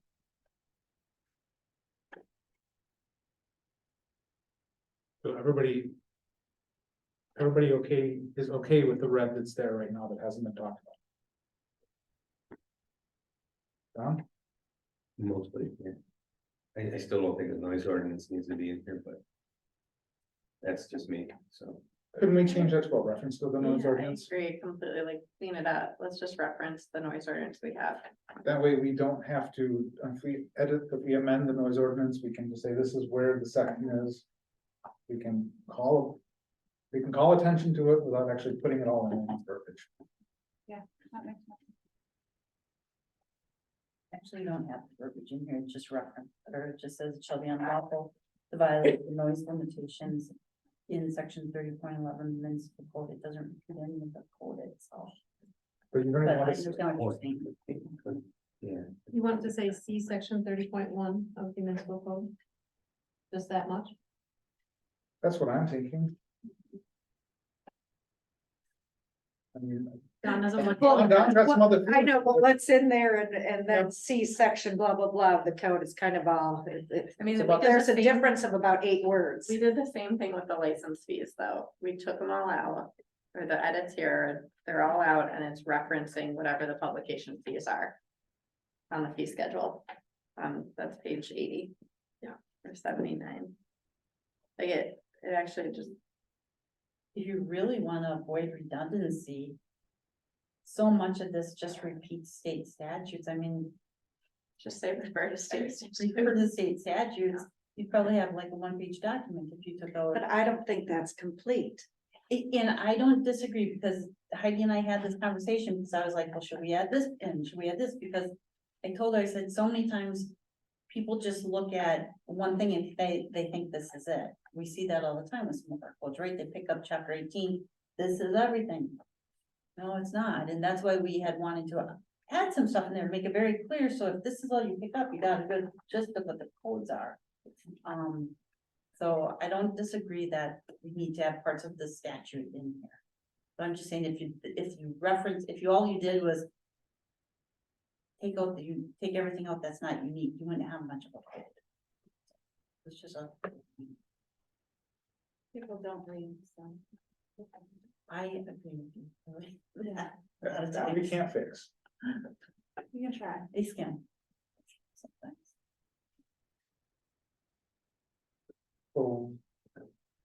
So can I offer this, Nate? So if everybody is okay with the red, except for 6.102 sub A, page 78.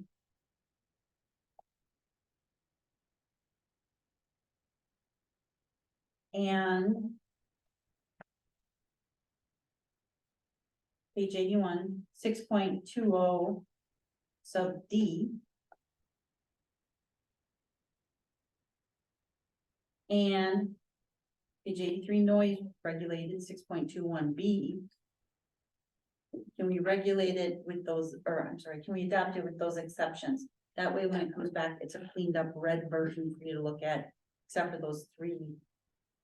So those will still be in there. Just those big ones that Yeah. that way, because to bring this back without all those little red edits.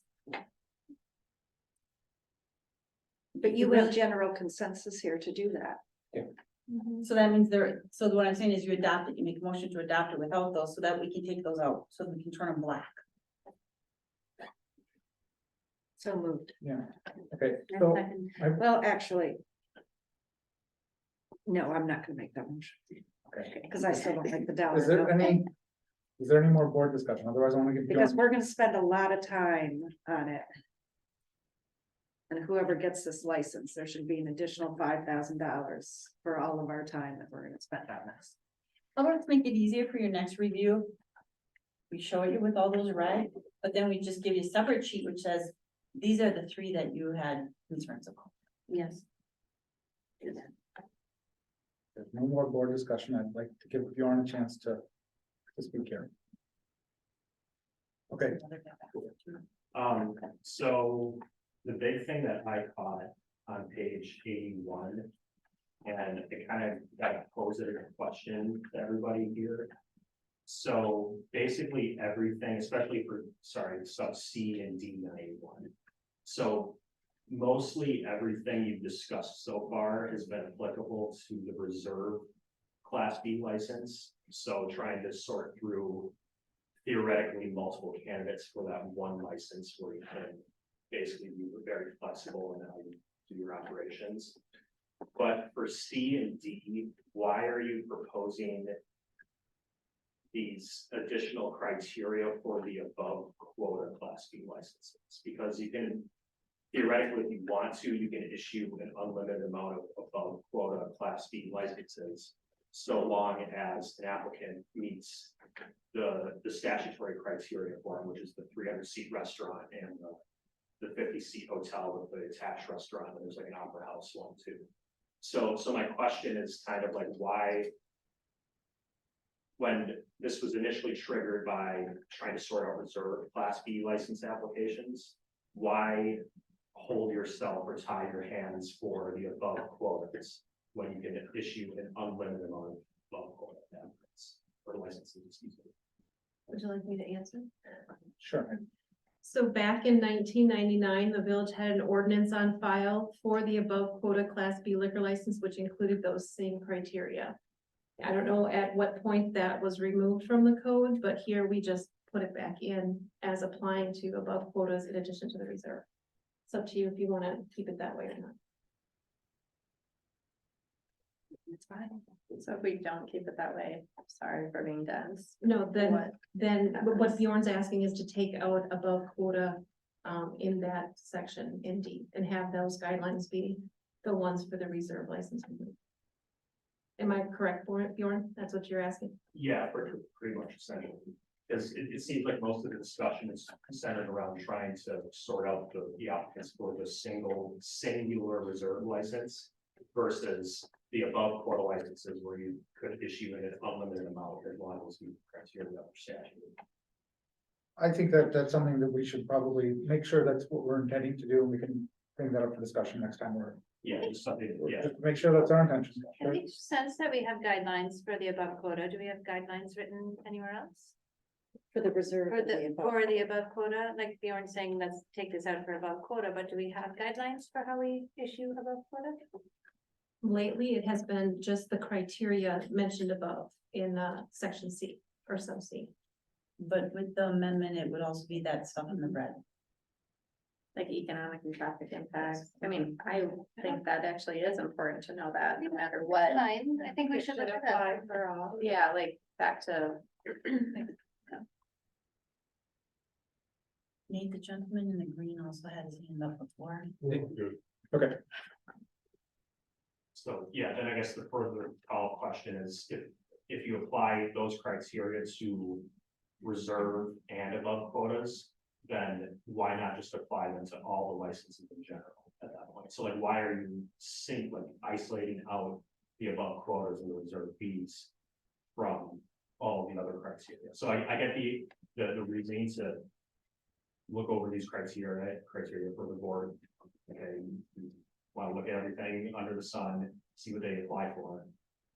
But like, why do this carve out specifically for just the above quotas and the reserve class? Maybe because the liquor licenses are already given out. yeah. I mean, like, We're not reviewing them Issue. every. I mean. For the above quota. They're not all given out, No, but they could be unlimited. but Bjorn's saying, why don't we apply this to liquor, the plain old liquor licenses, but They've those already, are already out Already there. issued. yeah, Yeah, or like if he came in for just a typical class A or class, whatever.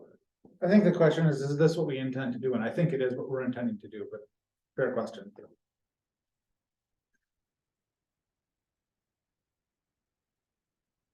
Okay, so we can bring this back again next month? Did you get your motion though? Do we? No, we don't, we're just gonna, not gonna take it out, but we're gonna present you two different copies to look at. One that you can see all the edits and one with just the things we think you're concerned with. Okay. And then you'd adopt the full. Okay, on to chapter 50, health and sanitation, garbage can. So, I was talking with Nate about this and I was telling him, you know, there's a lot of complaints about garbage and it is difficult to chase all the garbage cans in Sister Bay. So, you know, I was gonna bring forward some draft stuff and Nate's like, well, let's just have a conversation. Let's see, you know, talk about it. So, so I wanted to know kind of what we as a board thought was acceptable, which then helps me determine how to propose amendments to the board. And like I said, I had more complaints today. I had them yesterday. So, I have been trying to keep up on it the best I can. But there is a lot of pushback and people are saying, why? I don't understand why, you know, and, so I think we need to take a look at those garbage rules and say, what's our goal? What are we trying to accomplish with it? and then have the rules reflect that. So just looking through it, I just threw some photos together from and just kind of want to know what we accept, what we think is okay and what we don't, because maybe sometimes we don't, sometimes I don't think we understand the full ramifications of our rules sometimes. What is our code requirement? Not be visible to the public is one of them. Can't see it at all. No way, no how, can't see a garbage can. And that's only enforced when there is a complaint. Correct. So And we're then- not driving around the village looking for garbage. No, nobody has time to look for garbage cans. Somebody is taking a lot of pictures. Those are probably based on complaints. These were complaints. These were And so at the beginning of I don't have an issue with a lot of these for one reason. At the beginning of our meeting today, and I didn't know we were gonna have, our group, the Do Good Door County group, who said, more than half of our population is over 55, I believe. These bins can be heavy, and if they're on the driveway, they're gonna be easier to just roll right down to the street and right back up. If you have to get them around through a path on grass, it could be very hard for a lot of our population who aren't maybe quite as physically able to do it. If they're kept clean and if they're kept in a spot, I don't have any issue with them being in front. If they have to be for a person that needs them to be there. That's, not everybody lives the same as like we do, so. Of course, I'm on the opposite spectrum of Don. I don't think that they should be in front of the house at all. I think they should be on the side of the house. And if your building is not conducive to the side, I think on page 96, I believe E is the brand new shoals, and if people are putting their trash right out there, and there's 40 some units there, that's unacceptable to me. Then it needs to be in the garage.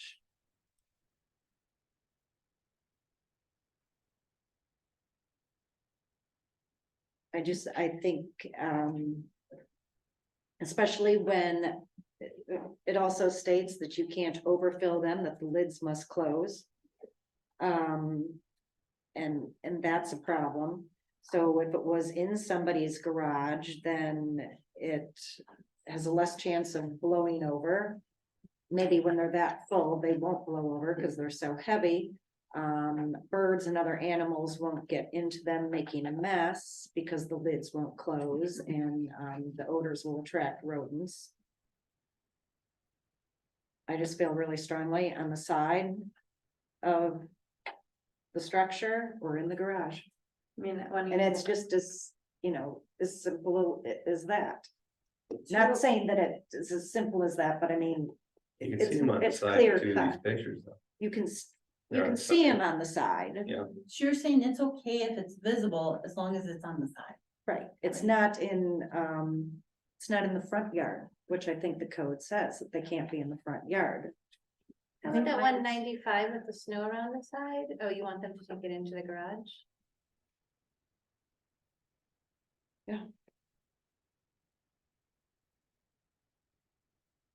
I don't think that we need to ask people to store garbage inside. I think that if it's in the front of the house. On the driveway, not in the front yard, there's a difference, not on the walkway. That's pretty reasonable, if you're within a few feet of the front of the building. That's where I see I understand your point about what could happen out of some place like the Shoals. I mean, do you think that picture at the Shoals is acceptable if there's 44 units? No, but at the same point. Do I think that's acceptable to go around and try and enforce rules for somebody to not have the garbage on the front of their house versus the side of their house? Which is the one I'm more comfortable with. I'd rather have some people at the Shoals do that. And I would also say, let's not put it in the walkway because we're obstructing it. That's a safety issue. If you're trying to get out of your house and there's a garbage can in your walkway, it's gonna be an obstruction. I think that it's a driveway. I think most people can get it on the side. Most people can get it on the side. Where What if because, it's not all though? well, let me just keep going though, so most people can get it on the side. Well, I'm trying to explain something though, most people can get it on the side, but then they're still in violation because it's visible from the road, so the whole visible from the road thing, I think has to go. Right. So, for starters. It's a trash can, you're not seeing piles of garbage, I'd rather see it. The visible trash can, whether it's in front of the garage or on the side, than the pile of trash, right? I foresee the issues when people are leaving it The out of visible trash. the curb. I think that's really, what is our goal, I guess, is the question. I think that'd be a good place to start. I think I have to drive around and notice this. I don't notice. But obviously you're getting phone calls. Julie also has a challenge with some of this stuff, is she's got a selection bias, because the ones she goes to see are the ones that are complaining. Well, I don't have a bias, I'm looking for direction from you, I'm saying, I'm just saying, what you see, you're seeing. yeah, I'm like, do you really want me chasing some of this stuff? Some of them, I do feel for the neighbors, you know, when they're constantly looking at plastic bags and then the animals are getting into the plastic bags. Or when they're looking out their front window and they're looking at that, I totally get that and I sympathize with them. You know, I'll be honest with you, the whole thing about not in public view, that's a hard one for me because even if it's on the side of the house and it's not overflowing and they're trying to do the right thing, it's in public view and that's a violation. I think that's ridiculous. Right. Right, agreed. I think just changing that alone I, changes. that, I would a lot. recommend we change that alone. And, I mean, this is, I feel like.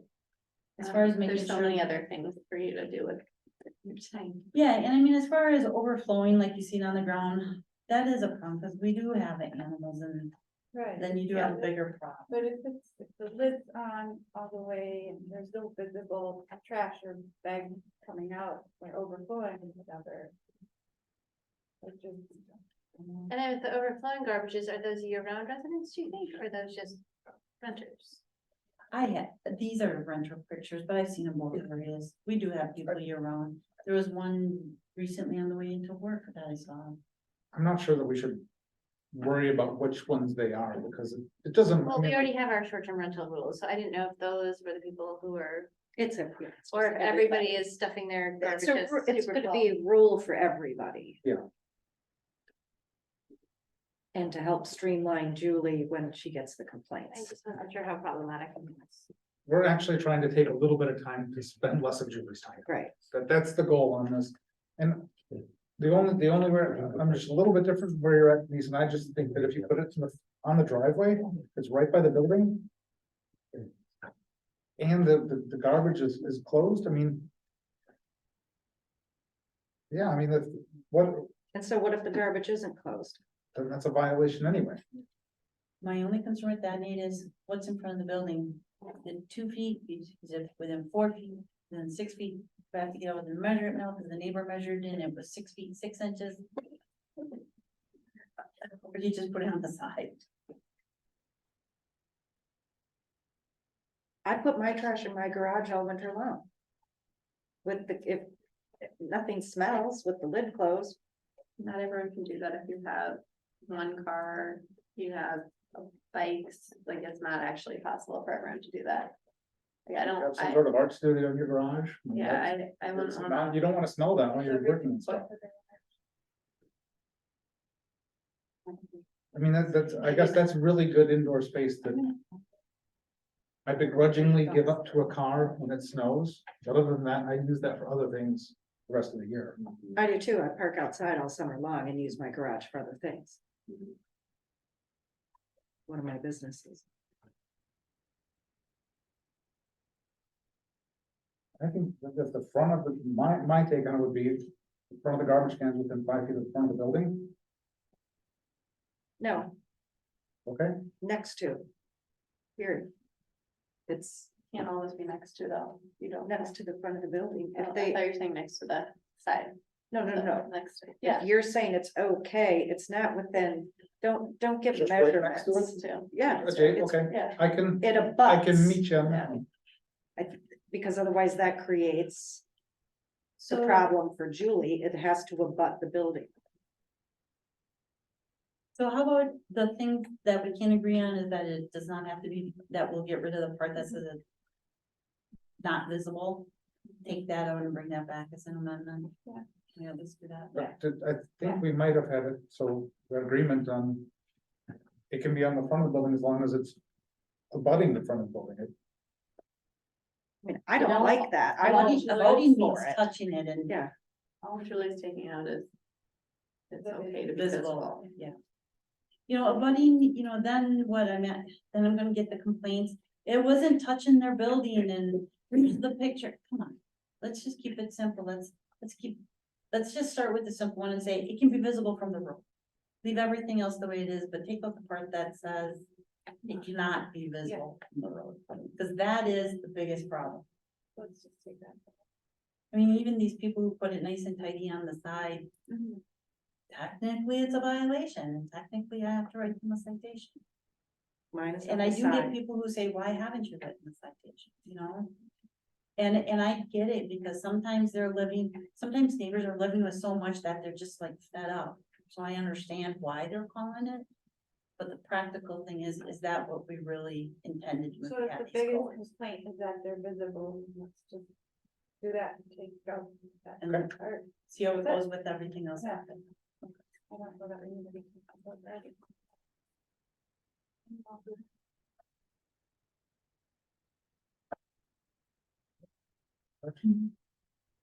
Okay. And CIP review of major expenditures. Oh, I had something on page 97. I'm sorry, I was on the picture, sorry. So, I didn't have the time to pull out chapter 50, Julie. So does it state in there anywhere that no person shall place garbage in someone else's trash receptacle? Yeah, I'd have to go back, I'd have to go back and look at the code on that, but yeah, there's limitations, you can't trespass, you have to, however it's worded, put it in your own receptacle. Isn't that actually illegal? Is that something Not that, just at the county, like, not just here, isn't touching other people's trash actually illegal? you can touch other people, I mean, like, actually, there's case law that says you can, if somebody puts something in the trash, you can go pick it up, but putting it in somebody else's trash, I think is also illegal for other reasons. Actually, yeah. I don't know that we need to rehash that at the village level, if it's not stated, if it's already stated elsewhere.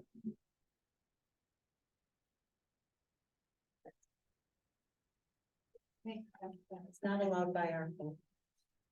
Okay, I was just wondering if because on page 97, you gave some examples about, or whatever, and I just wanted to, if it wasn't, I was gonna ask for an amendment to chapter 50.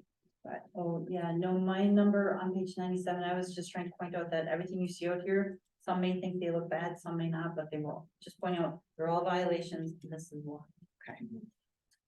Okay. Yes, Yeah, I'm Andrew Hampton, throwing garbage. Just a couple of comments, correcting Denise, the shoals only along, Cherrywood are there individual garbage containers. Other than that, they do have dumpsters for the balance of the shoals. Secondly, the biggest issue, and I'll agree with Denise on this, is the lids not being closed. That's what we see the most, driving. Excess bags or trash that will, bring animals nearby. So part of our agreement with the village, is to make sure that the carts do have their containers closed. That to me would be a violation. It's extra garbage that, we are not charging currently the village for every time we pick it up. So people that do have extra bags for keeping creates its own mess, when our trucks go to dump them. Lastly, garbage containers on the side of a house, if they're in the grass and they're heavy, they're hard to pull. I'm a big guy, even me pulling them, it's awkward in a lot of cases, so going back to having the containers front of the house around the driveway, I would suggest, that's just my suggestion. So the people that have the garbage cans, and thank you for chiming in, are on Cherrywood, the road that everybody's driving. How do we get a dumpster there for them instead of all the trash cans then? It was requested by the developer to have the trash cans there, so there's 13 residences along Cherrywood. When it was developed, that was how it was spec'd out, and then there is a dumpster corral behind, I'm not sure what the road is, behind Cherrywood, the dumpsters there for the development. So would we talk to the developer if we would want them to change that? Yes, and we would probably have to increase the size of the corral or increase the frequency of pickups, Okay. but yes. All right, and then my second question is. So. You continue to pick up trash that's overflowing. Many times, Well, yes. When did we sign our latest contract with you? 2020 or 19, it ends the end of next year. Okay. We're not required by the contract to service overflowing containers. And there's times when we will not do it. And our drivers send in a photograph of the problem. It's not safe and it will create a spill. And it's just a situation that is written into the contract to be avoided. Okay, that's what I thought. Okay. So sometimes you don't if you know for sure it's going to be unsafe. Correct. Or cause We an do- issue. We do skip and notify the customers that this is an unacceptable, unserviceable situation. Materials coming out of the containers, oversized materials, pieces of wood that are sticking out. Anytime the lid is open, when we go to dump that, there's a likelihood that there's gonna be spillage and then the driver would need to get out and clean that up. Given the size of the driver, it's taxing on the driver. Sure. Thank you. Just to clarify, I believe our contract ends the end of this year. Oh, is it this year? Yeah, Okay. That's- Four. I just pulled it up because you said that, and I was like, I swear that's in my budget. Yeah, I didn't know if it was this year or. Yeah.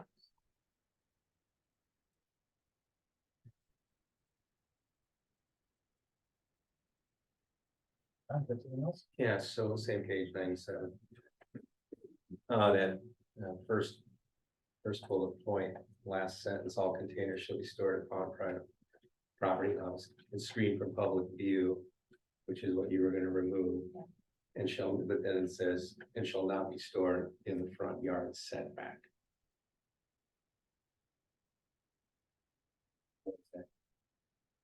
That's what Does they that were, mean we couldn't put it on the driveway then? Even though we just said it could have bought the house on the driveway? that's what they were debating. There was discussion and then Julie asked that we not include that for the time being because the most egregious thing was the visible from the road that was causing. Because they couldn't reach consensus on it. And I was trying to move it forward.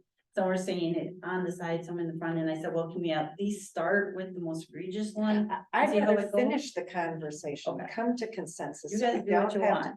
Talk Okay. about it again at another meeting. If Yeah. there's Like that. consensus to be had. So. I was for abutting. I think that Sarah, I did, Yeah, I am as well. I'm I fine mean, with that. Kathy's pictures, some with spilling garbage don't look good. You shouldn't, but that's another violation. But the ones that are closed and they sit up front on the driveway, I don't think that's. Because by abutting, you mean touching. So what you mean by abutting? yeah, Technically. Next to, next, I mean, I I think think that, abutting is a little too. You Well- can't get back there to hold the thing because the lid opens this way. I think abutting's maybe not the right word. It's gotta be enforceable and Within a foot. I don't know, you have to be able to get behind that. You can't, I mean, you can't have those handles right touching Yeah. sometimes it's on a slope next to your garage and then that's just gonna. So what I had said to start out with was to say 5 feet from the front of the building, like the front edge of the garbage can has to be no more than 5 feet away from the building. But I can see how that being, like then we're gonna go out there with a measuring tape to see that. I prefer not to, but I'm just gonna get calls where people are gonna tell me, you know. I don't it's- know. They're I'd gonna say show like me within a that, and yard. everything has to be documented, I'm gonna see a tape measure, it's gonna say 4.3 or whatever. You think I'm being ridiculous, but that's true. But you're gonna get that with abutting as well. I mean, I don't like the word abutting because for me, that's already a new abutting, but what is abutting? Either in the front or it's on the side, what's okay? both are okay. Comment? Yes. We have a lot of customers that have containers in a lot of different locations. Some people intentionally place their containers right up against sidewalls of structures that would be the same definitions as abutting, right? Repeated use and repeated cycles of put the container in and take it away results in scarring and marks on siding of structure, the siding of the buildings. We've seen complaints about that. Intentionally telling the people to put their cans close or touching a wall will result in some eventual wear and tear on the structure that they're putting it against. Sure. There's other cases, not as common, but there has been cases where there's a fire in a garbage can. And Dead fortunately, space. the ones I know about were put out before, the siding would burn and, not the entire structure, but fire is always a risk when on the waste concerns. A budding definition is be next to or have a common boundary with. I think Allison was saying like a yard, I think that's reasonably close. It's keeping- Adjacent. Adjacent. Yeah. Then that's not defined, but adjacent doesn't mean 17 feet. I think that for Julie's sake, I think we should define what that is.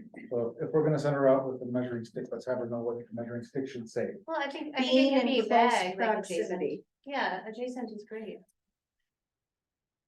Cause then nobody will call her with numbers because there is no number to. Close proximity. Start with adjacent. Some common synonyms of adjacent are adjoining, contiguous, juxtaposed. Well, all these words mean being in close proximity. Adjacent may or may not imply contact, but always implies absence of anything of the same kind in between. Close proximity. I like it. Okay. Or adjacent. Allow it in the front, allow it in the side. Front's gotta be adjacent. And it can be visible. Can't overflow, can't have garbage on the ground. Yeah, right. You need a village newsletter It's been a few years. since I stopped writing. And then also we're going to talk to the shows, but that's what we know. Yep, I have that. Okay, so are we done with garbage? Are we good with garbage here? Yeah. Where did you? Thank you, guys. Thank you. Thanks. Yes, yes, Deb. Public health communication on the topic of overflow. People that have excessive volume have the option of using our drop-off site. People will say, well, what am I supposed to do with it? Where can I go with it? They don't always know that there's a drop-off site alternative than if they have an overflowing can. They will have to pay for it. Whether it's recycling or trash, there's another option for it. Okay, fair point. Thanks. Thank you. Okay, I think we're good. Yeah, so that'll come back next week. Have a pleasant week. Thank you. Thank you. Yeah. Okay, the CIP review. Okay. So I had a conversation with Tasha to talk about the budgeting and go over, we spent about an hour just going over budget stuff in general. And one of the things that came up was Tasha said, there's a lot of stuff on the up for next year. And through the budgeting process, never being on finance, I never really saw the budget until the budget hearing, and I thought that this was a good chance for the board to weigh in ahead of that. Before the finance committee meets, so that we do know what's going on, we can specify some priorities on here. And say, is this, we really want to do this all? Maybe we do really want to do this all, or maybe we don't. I think when you put it all together, particularly in 2024. There's a lot on that list. It's an incredible amount. If you talk about projects, not just the purchases are simple things that we, can just manage and move on. If we're talking about projects, there are 20 projects on that list for 2024. And then you have to consider the planning for 2025 or the planning for 2026 that's also going on. So I guess, when we are talking about these items, I would like some direction from the board for staff as to what are your priorities? What are the items that you see on this list that really, really need to be done? I know staff has some opinions on those things, and I think that, I know Dan is not on the call, he's on vacation this week, this is his summer camping week. But as department heads, we have discussions about what are those priority items and why. I think we all have different opinions. But we want to hear from the board, what are your goals? What are your priority items? What are we looking to do in Sister Bay? So that we're really focusing on those projects. For starters, the broadband, I don't think, that's a no-brainer. Okay. To keep it, yeah. I would say anything that's, are we gonna talk about that one for a minute, or I would just have another thing to say. Anything that's of safety concerns obviously would rise to the top, from my vantage point. Anything with like Safety, like if there's a safety, and then making our city or our village more walkable. Is really important, or accessible. And so the consensus says, let's just go down item by item. Don? Yeah, I mean. That's one way of looking at it, and I think it's maybe a bad way. There are. This is a huge list, and as you know, there's a 25 and 26 following, right? Yeah. Some of these things I'm going to assume have to be done. Like they're on here because they hydrant replacement. Is that a nice to have, or does that have to be done? If it has to be done, it shouldn't be on this list. We're not prioritizing it now because how it has to be done. So I'm wondering of this list, how much could be culled because, hey, this is, the truck is 20 years old, it's worn out, and we have to get a new truck. Well, that's somebody ordering a new truck. So we have to prioritize that as a project. Right, I'm That's asking why you this list to, is I'm asking pretty you to take a look at the exhaustive. project items. Those, don't, I would say less concern about the purchases because those take far less time. Okay, so then you wanna lead going down, or you wanna lead going down saying which ones we're gonna talk about? We'll skip over the other ones. Sure. But before we do that, can I say something? Yes. I understand what you're trying to do, Nate, and bringing the board in earlier on. But if when we get to finance, when we have our first meeting, and if all these things are in there, like in the past, and we see what our revenue is, can these projects be done? How does that shake out for the mill rate? Where do we want to be at the mill rate finance cuts? Because what if we can do it all? And now we're talking about cutting. So my concern is less that financially can we do it all? My concern is, do we have the resources Yeah. staff wise to do it all? True. That's the concern. Which then getting the priority list ahead of finance. I hear what you're saying, Denise, and I'm not being familiar with the finance process. I know that I don't know, which was one of the reasons I was talking to Kasha. But to make sure that we can accomplish this, and we're not just coming up with a list of things that are beyond what we have the staff to do. I mean, it sounds like you're saying it's likely that we can probably financially isn't where the concern is. Financially is not where the concern is at. Do you guys have a proposal, or are you guys, is our administration working through what would be like what resources we would have available to accomplish? Is it half the list, a third? Does it depend on the project? Well, I can say that on the Parks Committee, there was, Dan had concerns about one, and the Parks Committee said, okay, well, let's split that. And let's not do it all in 1 year, let's split it. So that committee looked at the projects. Delayed some, I mean, I thought spent a lot of time looking at it.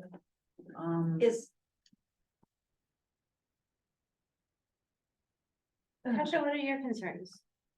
What do you think we might not have staff to fulfill? Which, like, 6 projects do you think are? If you go down the list of projects, these are all of the projects, so let's just go through them. The broadband. Village Hall, whatever is decided on that, building a public works building, demoing a public works building. The fire station weight room, I don't count, because we're not really gonna have a lot to do with that, but the mill and pave of the parking lot, that's absolutely gonna be our public works department. Highway 57 trail. Mill and pavement, we're not hiring somebody to do that? We are, but someone has to set up that contract, they have to review the project, they have to be here. The Highway 57 trail, Pebble Beach parking, batting cage stuff. The Highway 42 trail to Ephraim, the Woodland Trail, the dog park renovations. The Mill Road West reconstruction, the Wiltsey property infrastructure, Country Lane. Well, Country Lane has to be done because we put that off for a year. Will we be ready by next year to do the Wiltsey property infrastructure? So a lot of it, we're not doing, we contract for somebody else to do it. But Dan's still, he has to make sure the project is going forward, make sure there's no big errors. Cherrywood is a really good example where that project went in and Dan is the one who caught that, hey, there's no pond there. Or, he caught that they didn't come for traffic signs on there, so there has to be, Dan has to have, even though a lot of it you contract out, Dan still has to have some oversight, and I think the concern is that, is it too much for Dan? Because he is doing a lot of projects out. Denise? So what I started to say was, I think it might be helpful if we can come back to this after our closed session.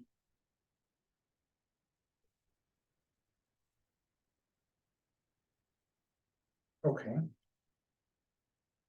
I hear what Don's got to say. When you look at a project list like this, and you look at the revenue we might have when we get through finance and doing the budget. If we find as a group and as a village, we need to do these projects. Do what most companies do, right? You hire more resources.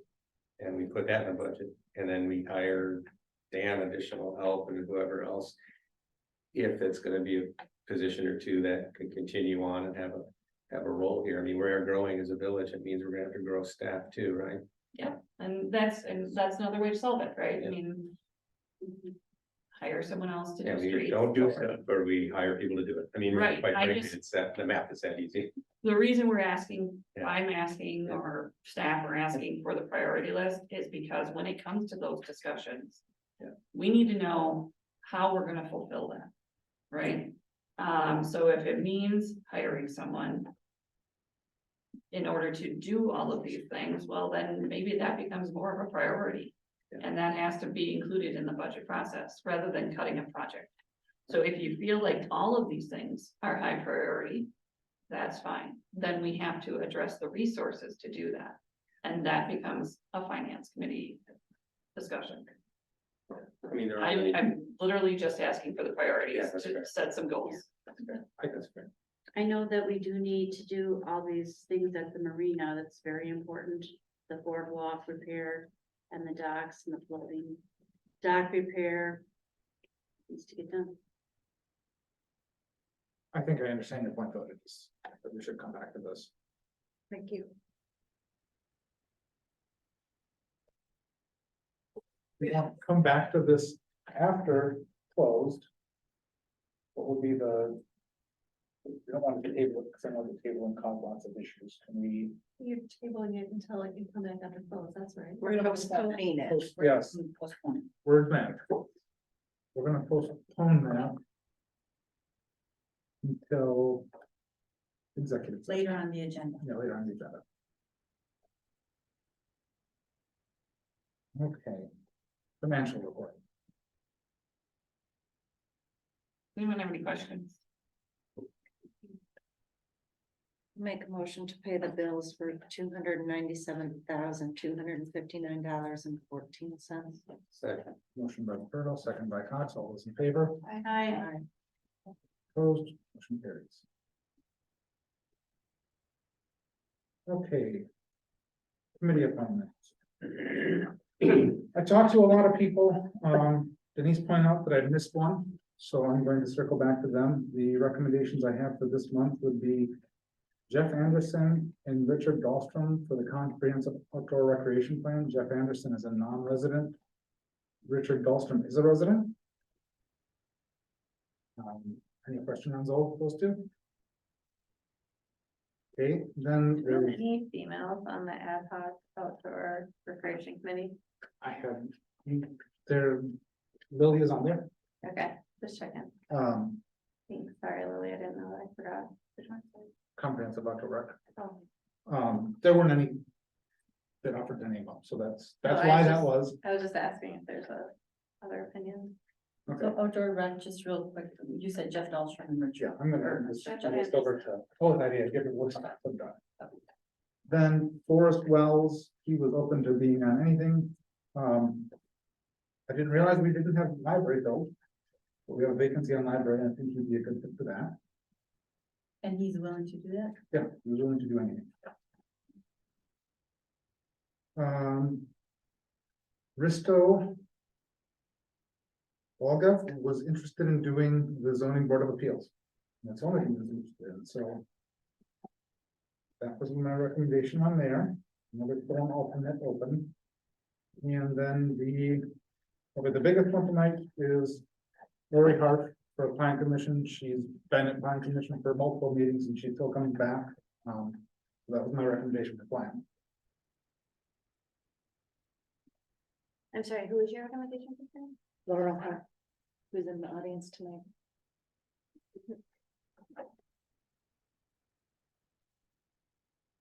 So that's what I had for this month.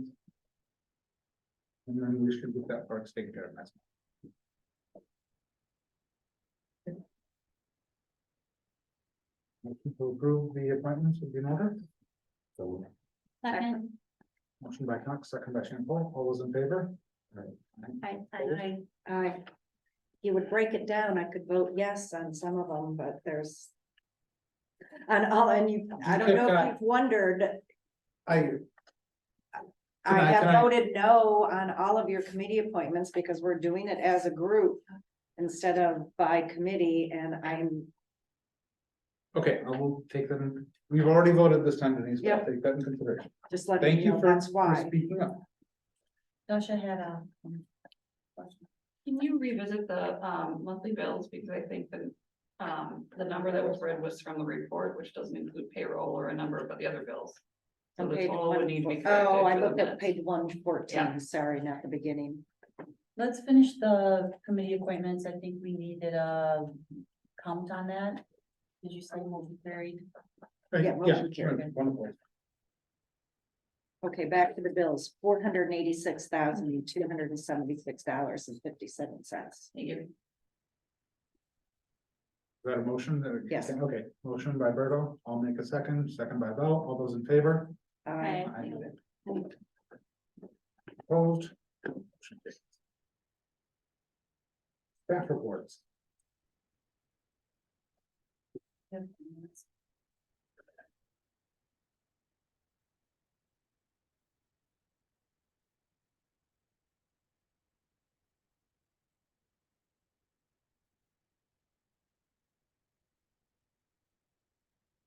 And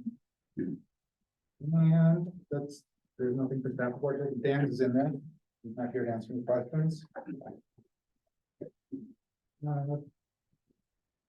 Committee reports. Local byways, we don't have anyone at yet. I went to Coastal You Byway. did. Yeah, because I was the alternate, so I went there. This is the coloring book, last updated in 2018. They're trying to update it now. They're gonna be applying for a grant for most of it, but they do need match, so they're selling ads to try and raise money. Ads are $100, $150 if you also want to link to it, which is pretty reasonable. So I just want to share that with everybody. That's it. The CDC. Emergency plan has not been. Finance committee, I don't think we've met since. We've got a number coming up. Fire board, We just had a special meeting. The fire board about. For one of the grants that they're getting, Yeah, we didn't do much. but it wasn't.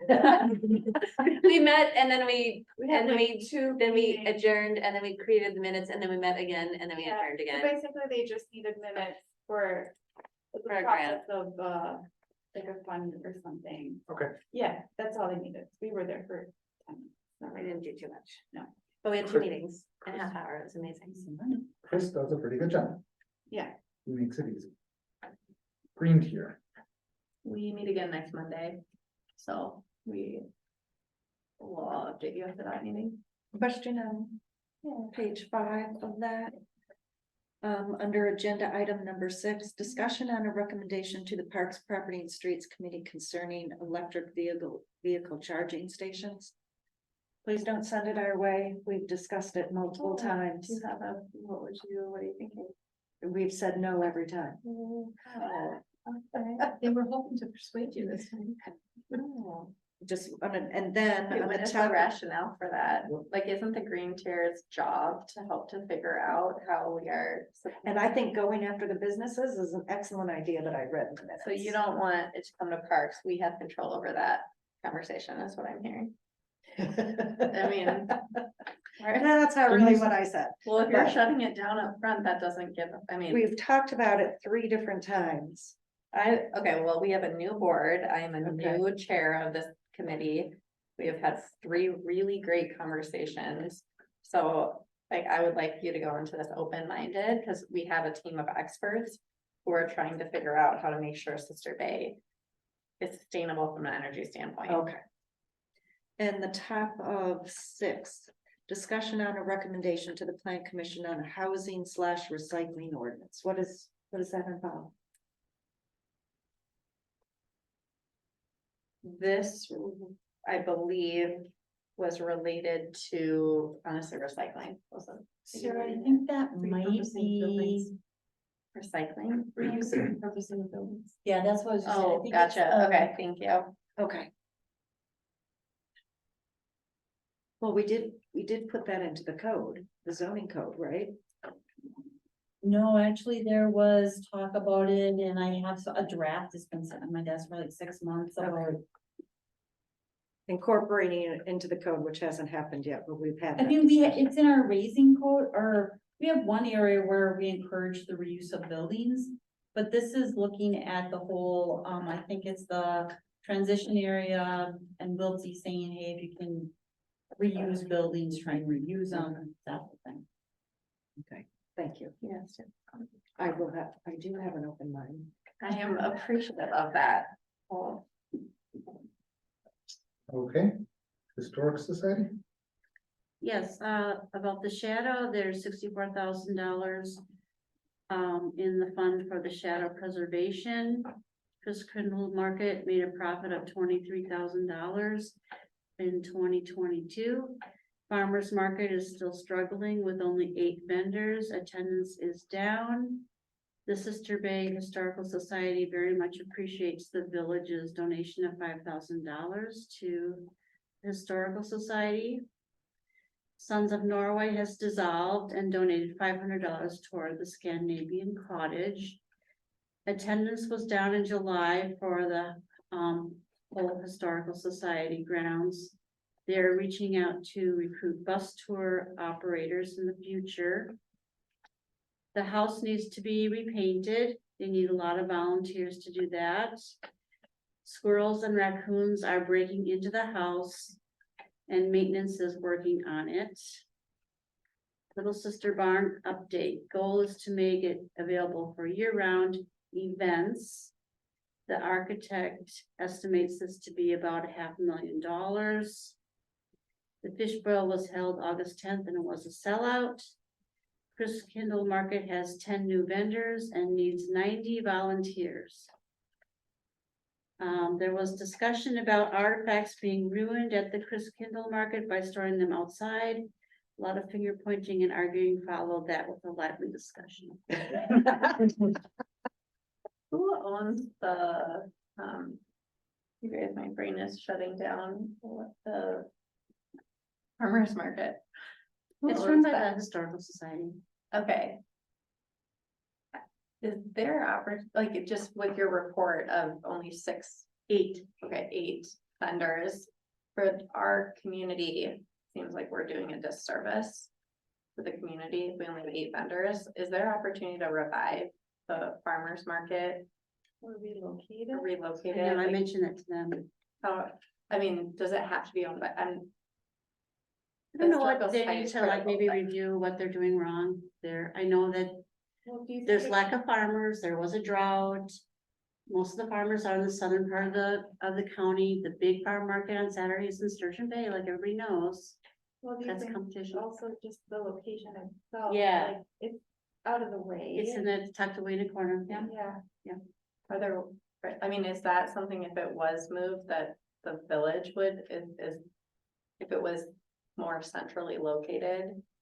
Does that change ownership potentially? Like, is there an opportunity to I don't, reconsider the service? Like, would I don't know. this historical society still like Wanna run run it, even if it was relocated? I, Like, where would that conversation go, I guess is my ask. yeah, I don't know. That's kind of in their Ask ballpark. them if they're willing to relocate. So Yeah. Green Tier has talked about this a little bit, and I think there's an opportunity for maybe the 2 groups to sit together and see if there's ways to improve it and, you know, make sure that they're providing what the public needs are in a location they can access. I mean, they used to do extremely well, I know. extremely well, so I don't. So maybe Patrice, maybe we could connect and have our groups talk or something. I would hate to see our farmers market continue to only have 8 vendors next Right, season. yeah. There's a way we can revive it, and Green Tier I know is excited about that idea. It's a day or time issue, or maybe you need music, but I like the location. I mean, it's only one of the few ways people see those historical buildings. It's just Well, not they search them walkable out. or accessible at all, so. So keeping it there, I it's think would be a also bonus if you can congestion. figure out how to get it there. But yeah. But that's why farmer, like, if I were, you know, I wanna go to Bailey's or I don't wanna Have go a to food Sturgeon truck Bay. They have talked about getting a Get all food the truck food over trucks there there and Saturday coffee. mornings. Yeah. Okay, Well, maybe you two can, okay. hey, Marina Committee, I wasn't there, but, I was there. Allison. Are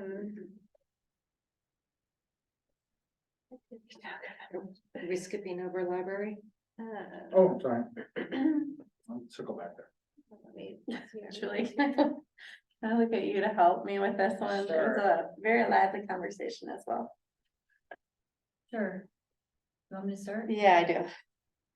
So, you know, we still have to revisit that issue of, do we make a monetary donation to the library for staff, or to the county for staffing our library?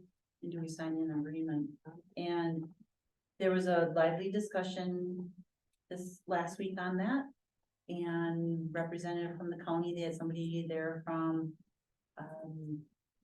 the libraries in Green Bay to kind of say, this is how we do it here, and give us examples. Bottom line is, the group is still questioning if statutes say the county pays operations, and statutes say we pay for the building, why are we being asked to pay for operations? And the reality is that statutes say they pay operations, but they don't say how much. So a county could say, oh, this is what we're paying, but if you want this, you pay this. It's kind of like a blackmail thing. I'm just saying that because it was referenced that way. Go ahead, Denise. When we first had that conversation and I talked to Dave Leno, he was either zooming in or something. And I asked him to look into this and why the county could not, he as county board chair and whoever is on that committee, why they could not budget these additional funds for the second busiest library in the county. Well, that's the And point. so where's Dave on this? We haven't heard anything, but Well, the then we need to point talk is, to Dave. one of the points that the group brought up was, so you're telling us that we have to pay this money. But there's a formula out there that says, if you get this many people, it's this rate, and if you have this many periodicals, it's this rate, and we're like, so you're telling us we owe this money based on something that was calculated 5 or 6 years ago. Shouldn't that be recalculated based with our new numbers? Because we're rocking it. We got a lot going on at that library. So why are you not looking at the formula again? Because if you do, you would not be asking us for as much money because you would see it's necessary for your operations to staff that. And it was kind of left like that, wasn't it? Sarah? So the library committee is pushing back on the $8,000. More in principle. It's Yes. and the town of Liberty Grove was there. It was myself, it was Bud. It doesn't make sense how to Julie's point, if you look at the calculation and for being the second busiest library, all operations should be covered by the county. So yes, the library committee is pushing back and saying, no matter how many thousands of dollars you're charging us this year, that could change at any point. The responsibility of the staff should be coming from the county. Call Dave. Okay. I'll call David then. Okay, thank you. Okay. That's pretty much it without going. Yeah, into that too will be many helpful. Thank you. details. I'm sure that's Marge if she got anywhere, because she was going down. the She route. has been trying. God bless her. I have a question on page 12.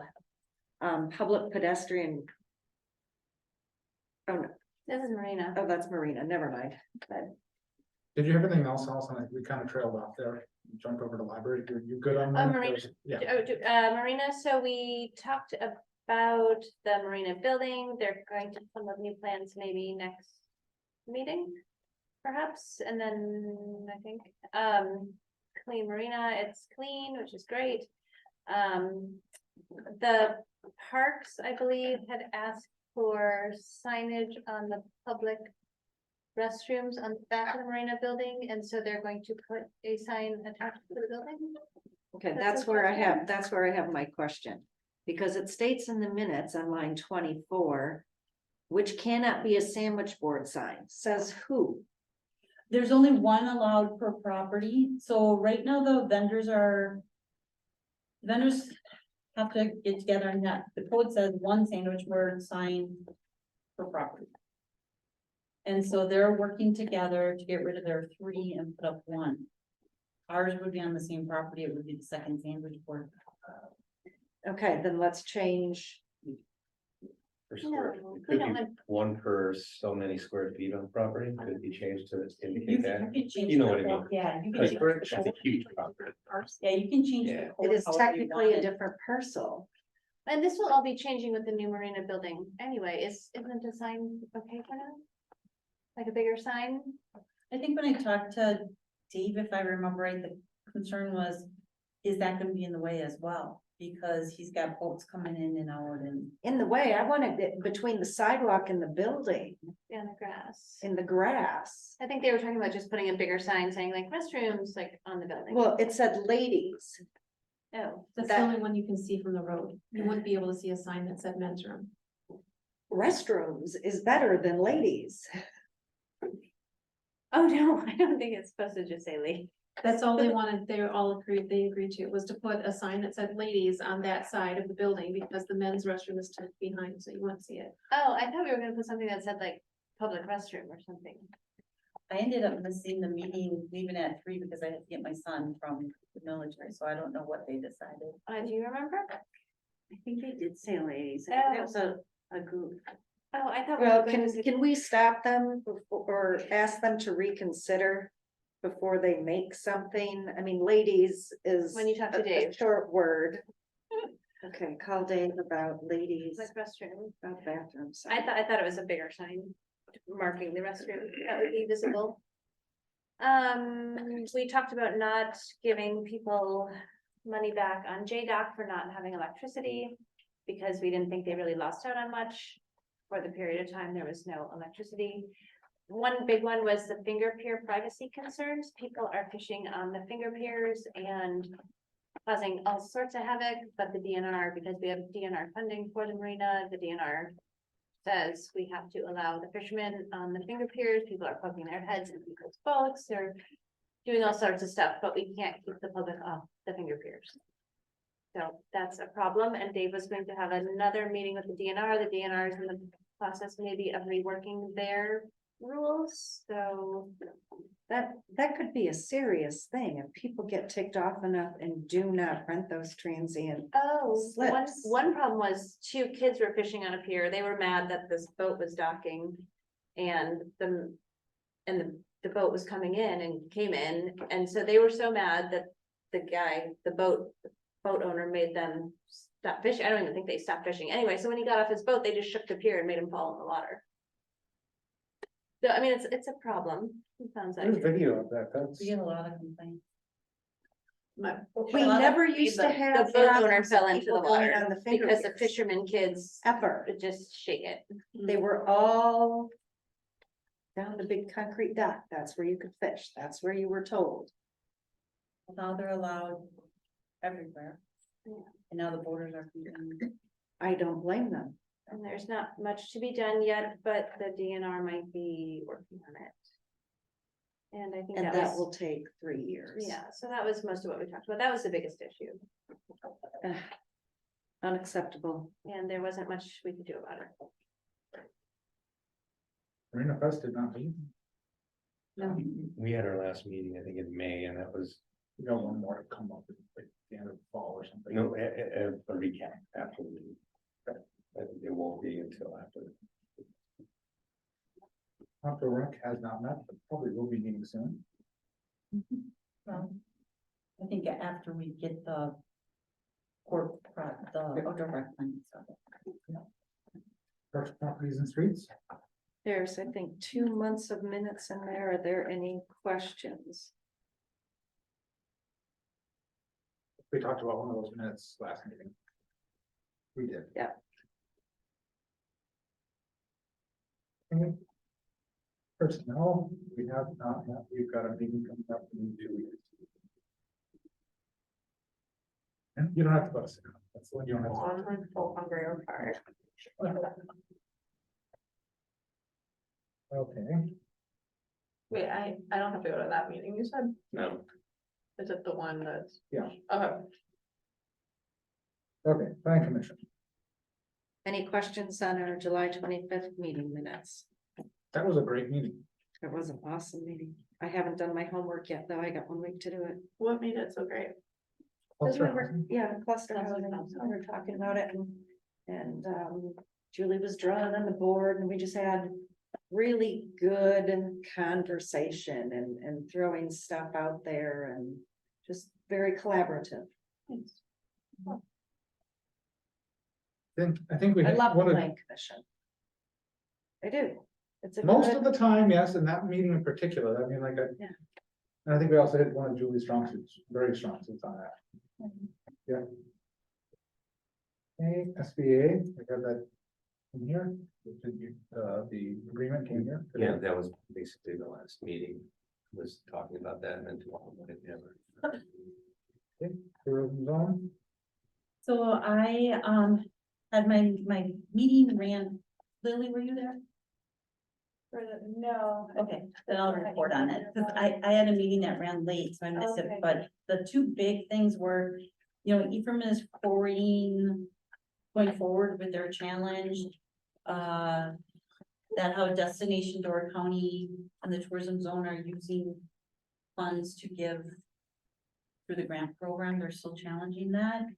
And then the two other things was there was a request for an intergovernmental agreement whereby, basically people could deny issuing lodging permits, or they were asking, the tourism zone to deny issuing the lodging permit if they were in trouble with municipality, and they're basically like, no, well, guard permits are for tracking purposes, and they kind of kept out of that.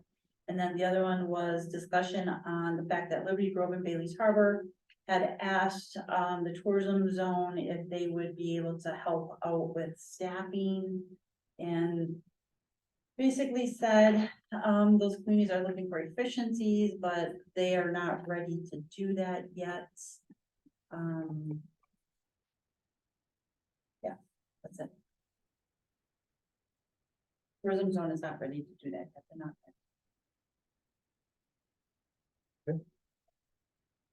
Utilities? Any questions?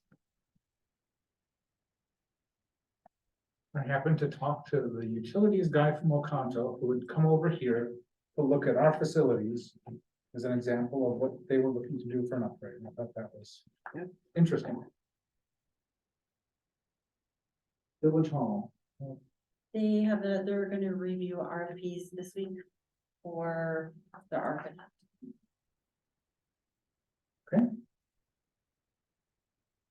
That's, do I have a motion to approve committee reports?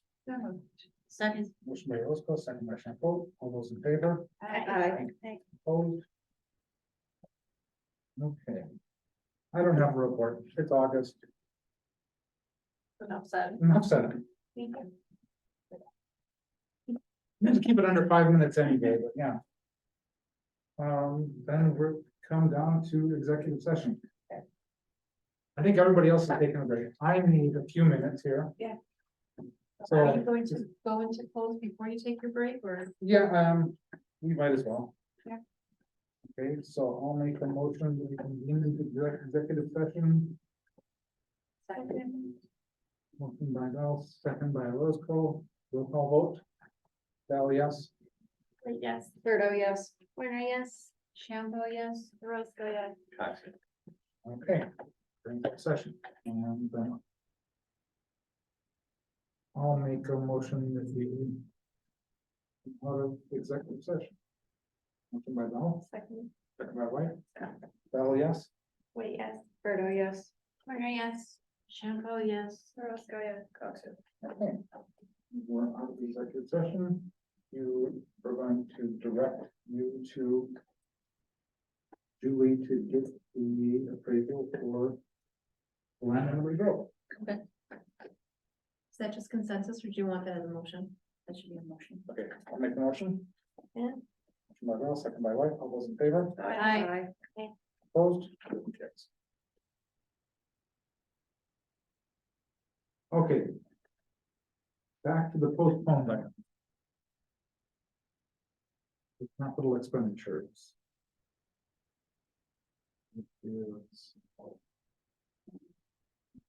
Woodland Trail, is that the one that Comes around here. that could possibly go through that wetland? We were not sure about. That. I mean, that, to me, Nate got a really angry look on his face, but I really think, in my opinion, I know there's. on this list, that's the first thing to go. 57 is the one I got an angry look about. Is Oh. 57, not Woodland, 57, because 57 is, No, that's- yeah, 57's fine. okay. concern from the people that live near there. They do not want a trail going through the wetland. We haven't heard that at all yet. From Scotland, From the other Woodland? condominium on the other side, Yeah, they haven't said anything. they maybe don't know. Yeah, there was somebody from, I thought there was, somebody from there I talked to on No. Saturday. Oh, I was gonna say Woodcrest. Yeah. They're from Woodcrest. Oh, and- we're kind of, one of the condominiums there, but they're like, I think their board. Like met and said that they do not want. Actually, it was one person on the board Okay. didn't want it and the other one did, because we actually have an appointment to talk to them. But regardless. But I don't know it that may be a different. Yeah. condo. anybody from Yeah. Scotland has chimed in. Yeah, and Woodcrest, the only thing I heard from the Woodcrest folks is they didn't want lighting out there, I haven't heard that at all. but that was one person, so you don't, yeah, it's not. Well, again, keep in mind, that's just in the planning stage, so it would not have been where, you're to the point where you're getting the public support. Well, I That's think what you were doing in 24. that's a really good point, like, so I don't think we're cutting any, we're potentially recommending to postpone, I think.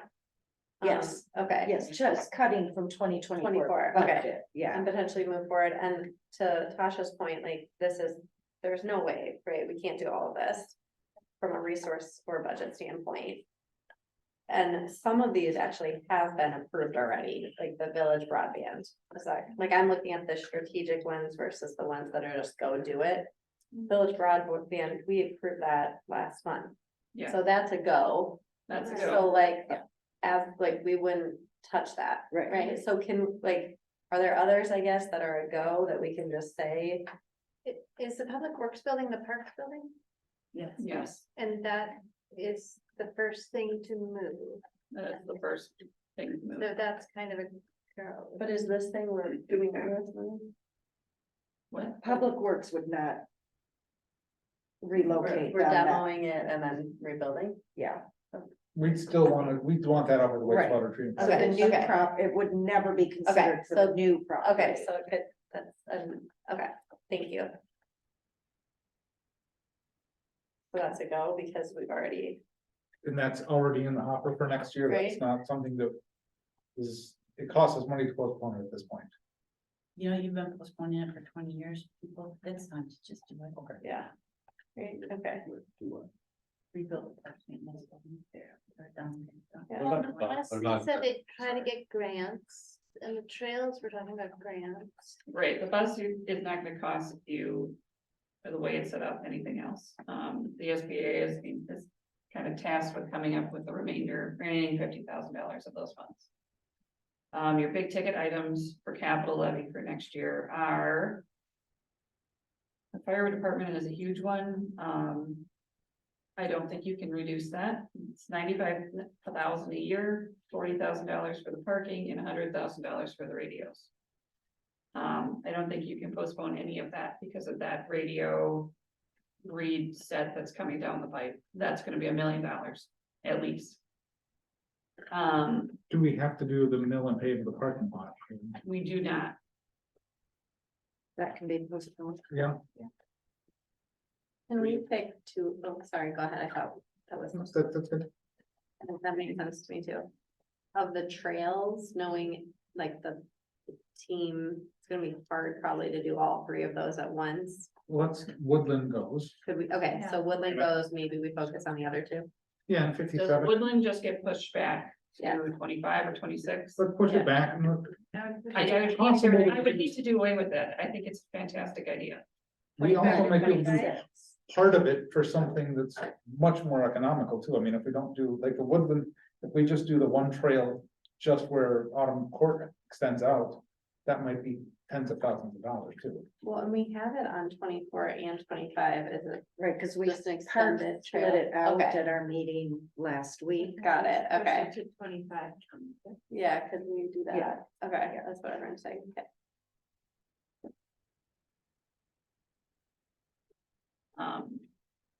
Okay, so Woodland Trail pushes out to 25, 26. That frees $260,000 in funds for 2024. The dog park renovations, I think that we should pause that based Yep. on the facilities, That's all covered by donations. though. but we don't get that money back, so. That- I that still one- don't, I still don't think we should spend Because that you money. guys think it's moving? Yes. It's possible it could move, I mean, we, It moves so you can get into your parks building. This is where you would go into the Parks building right now. 260. So if you don't move it, you're not gonna have it. Not gonna have a dog park for a while. Does the Marina Boardwalk repair have to be done next year? Marina Boardwalk won't Yeah, redo that, any. that's needed. Got it. I'm sorry, is dog parks renovation then, is that actually if we move it, because it sounds like we would have to? Yeah. Would that stay on the list then as not a renovation, but a dog park? Well, I guess what I think Denise and I were agreeing on there was that they shouldn't spend money on a dog park renovation when the dog park potentially could get moved, whether we get that money back or not. We should just not. Well, let's it's not in, put it's that- in here because it does have to be moved to make way for your Parks building. It has to be moved. Sorry, But is- yeah, so is dog park renovation, is that? That's your new dog park. That's Okay, moving the so dog new park, dog that's all park. that's the donation. Yeah. Yep. That's Okay. from renovation, yeah. Okay, I understand. now. So let's keep it on, we want, Yep. Tasha, we wanna keep that on the list, we just wanna call it dog park. What'd you say? Relocation. Yeah, and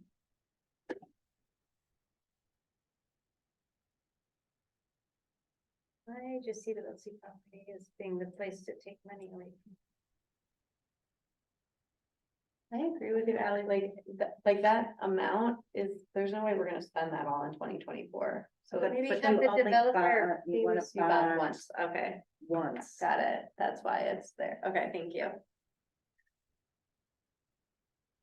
Unless the developer is responsible for more of that So infrastructure. if you move. You move the administration building potentially to a new property. You're gonna have a whole bunch of infrastructure there. Well, the reason you have to do the Wiltsey property infrastructure is because you can't build the administration building without some infrastructure, because you can't get to it. And there's no water, there's no sewer, there's nothing else. So. One has to follow the other, but if you move the administration building to a different property, that changes that entire outlook. And then you could, roads through there though. but I don't know how much you wanna phase that project. I think you need to go with skinny streets and reduce stop spending so much on roads. Is that, can we? I do like that? that. Yeah, I like that too. What did Julie say? Can we put that money actually towards? Trail? Skin, like reducing this street width, I mean, like, well, how wide are this skinny street? Well, right now there's 60, you can go narrower. For example, not allow parking on not have big right of ways or maintenance right of ways. Would you still do sidewalks? Out there, I doubt it. Cause you're gonna have that trail system, we've asked for a trail system around there, Okay. but that's up to the plan commission, but. There's certain areas they may say yes, certain they may say no. Because if you reduced, you know, the sidewalks, curb and gutter, and reduce the width of the street, you're gonna cut that cost tremendously. Well, what if we do this, Mill Road West, right? No, we're talking about the Wiltsey property. what about a separated path? I mean, that still would be, if you had a narrow road and then a separated path, that's probably still gonna be a lot less than curb and gutter. And that would be part of the trail system. We want curb and gutter up there. Because I'll tell you what, that's up higher. And you don't wanna have everything washing down and we wanna have an actual curb and gutter system up there.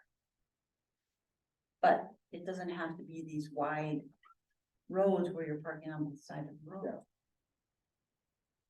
So unfortunately, we're looking at the second column that starts with the bus.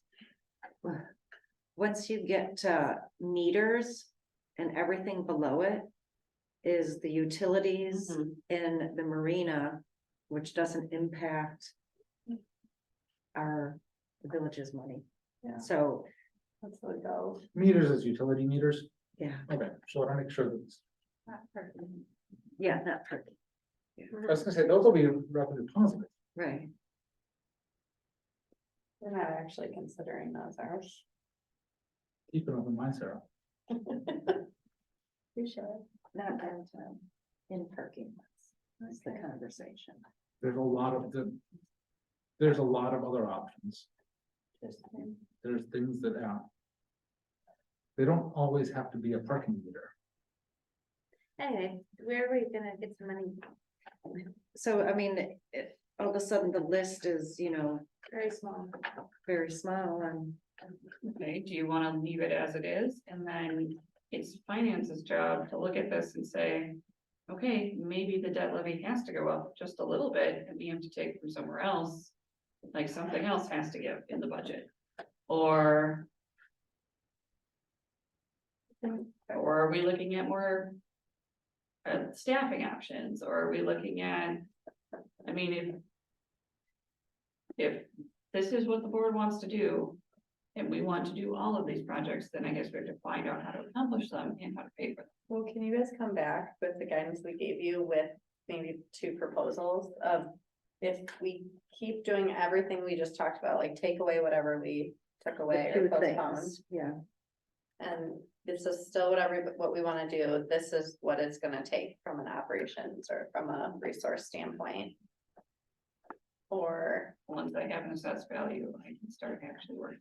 That's part of the problem, is I'm really stuck waiting for the board of review and waiting to talk to finance about what we're gonna do. Tasha, if we kept the majority of this list and bought that land, do you have to raise taxes in Sister Bay? Property taxes? I don't know that you have to raise taxes, right? Because we have this massive increase in assessed value. So, Yeah. you know, when you talk about raising taxes, what you really mean is raising the mill rate. I don't think you need to do that. Well, hold on. But it will not reduce. In order to in order to compensate for that, you're gonna increase the tax revenue that we're going to collect. Which means the mill rate doesn't go down very much. So I think what Patrice is asking is like, is she gonna pay the same amount of taxes to the village No, this No, year that she did last year? no, It's gonna go up. it's gonna go up. Which is how the If public- we are going to do, 3.5 million on Wiltie, and we're going to buy this property, and we're going to do all these things. We don't have enough other revenues to compensate for that debt service. I understand that, but I wanna make sure that Yeah. was transparent. So, I mean, for everyone to say, I want to pay the exact same amount of taxes I paid last year. That's really tough. Because that means that our budget doesn't grow. We don't add any staff, we don't change anything what we've done. We have to stay within that confined. Tasha, Tax revenue. I get what you're saying. I was just trying to make sure that was understood, because I think that's what Patrice was asking. Yeah, so That's all. I'm just saying, that's why I need the priority list. I need to know where we're going. So I can start working on the budget and trying to level some of these out. So in the past. Yeah. Oh, I was gonna talk to Allison. Oh, okay. I thought you were looking at me. Sorry. That's okay. We set, kind of a policy at finance, or a directive, for staff that they would propose something with a maximum of a 3% increase. And so that's kind of their goal every year. And then finance deals with it. And a lot of people just look at their property taxes and say, oh, I write this, a check to the village for this much.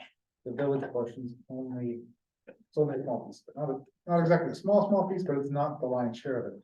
A lot of the other property tax changes have nothing to do with the village. Yeah. I mean, politically, can you sell a tax increase saying that, hey, we are funding affordable housing, we are funding this infrastructure, so we can improve this village? I mean, politically, what are your conversations that you can have with your constituents to change that thought process?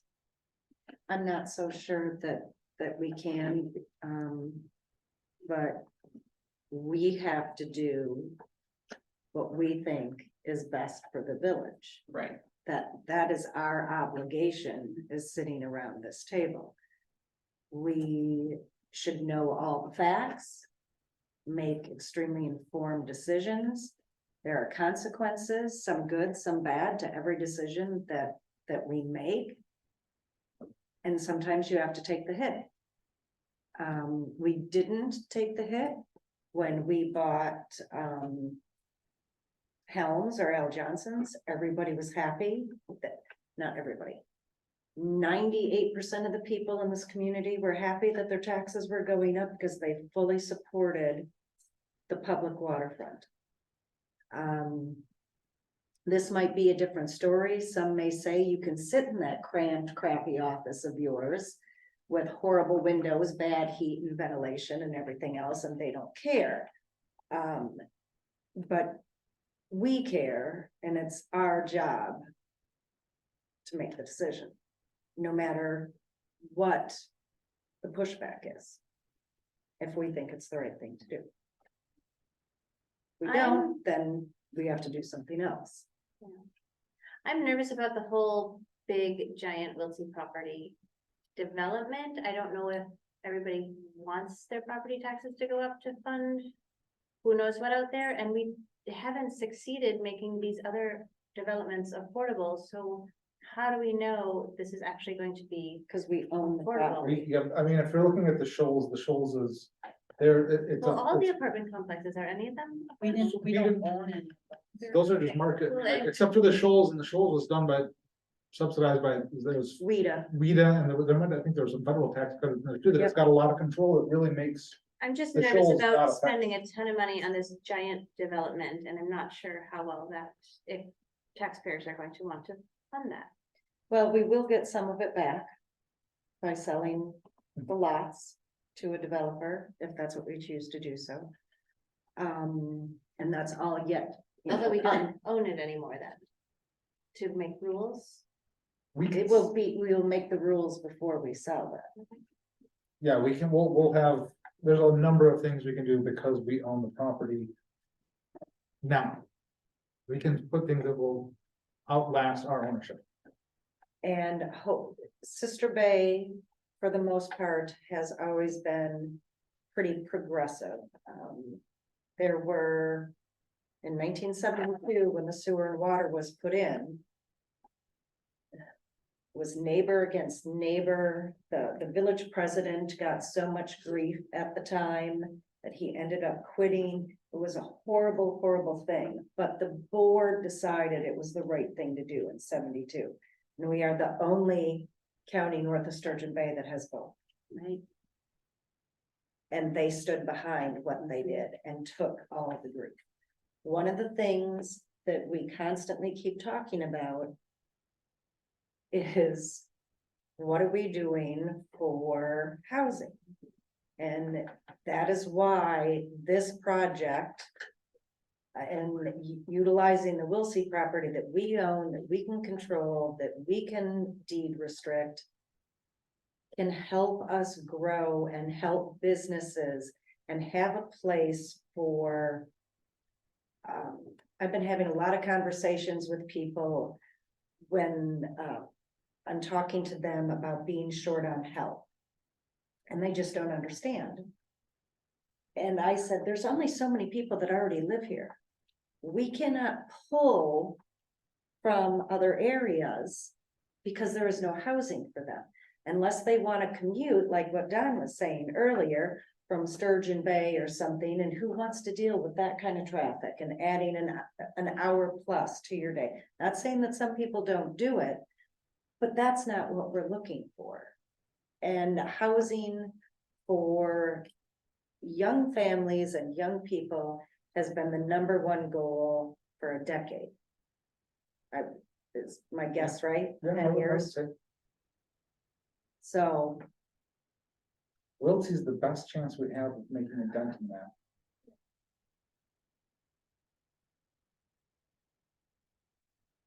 Can we postpone some of these trails? The 57 trail, The Woodland Trail is being postponed.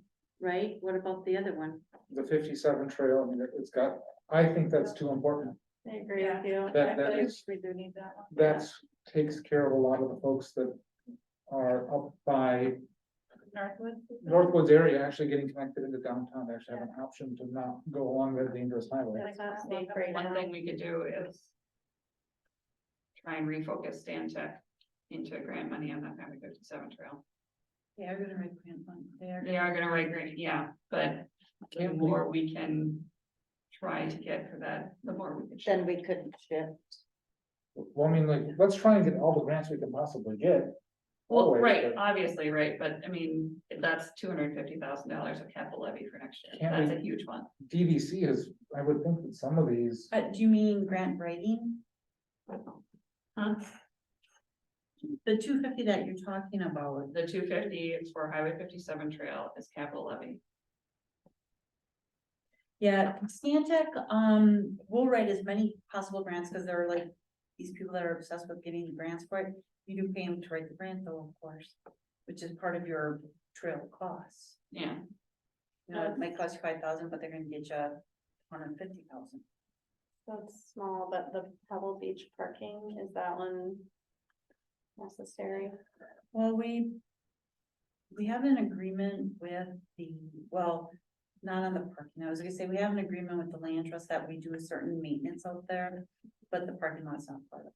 That's our. I mean, it could be pushed and I had it circled because we as parks have not been out there It's so magical, yeah. Yeah. yet to make recommendations on what has been proposed.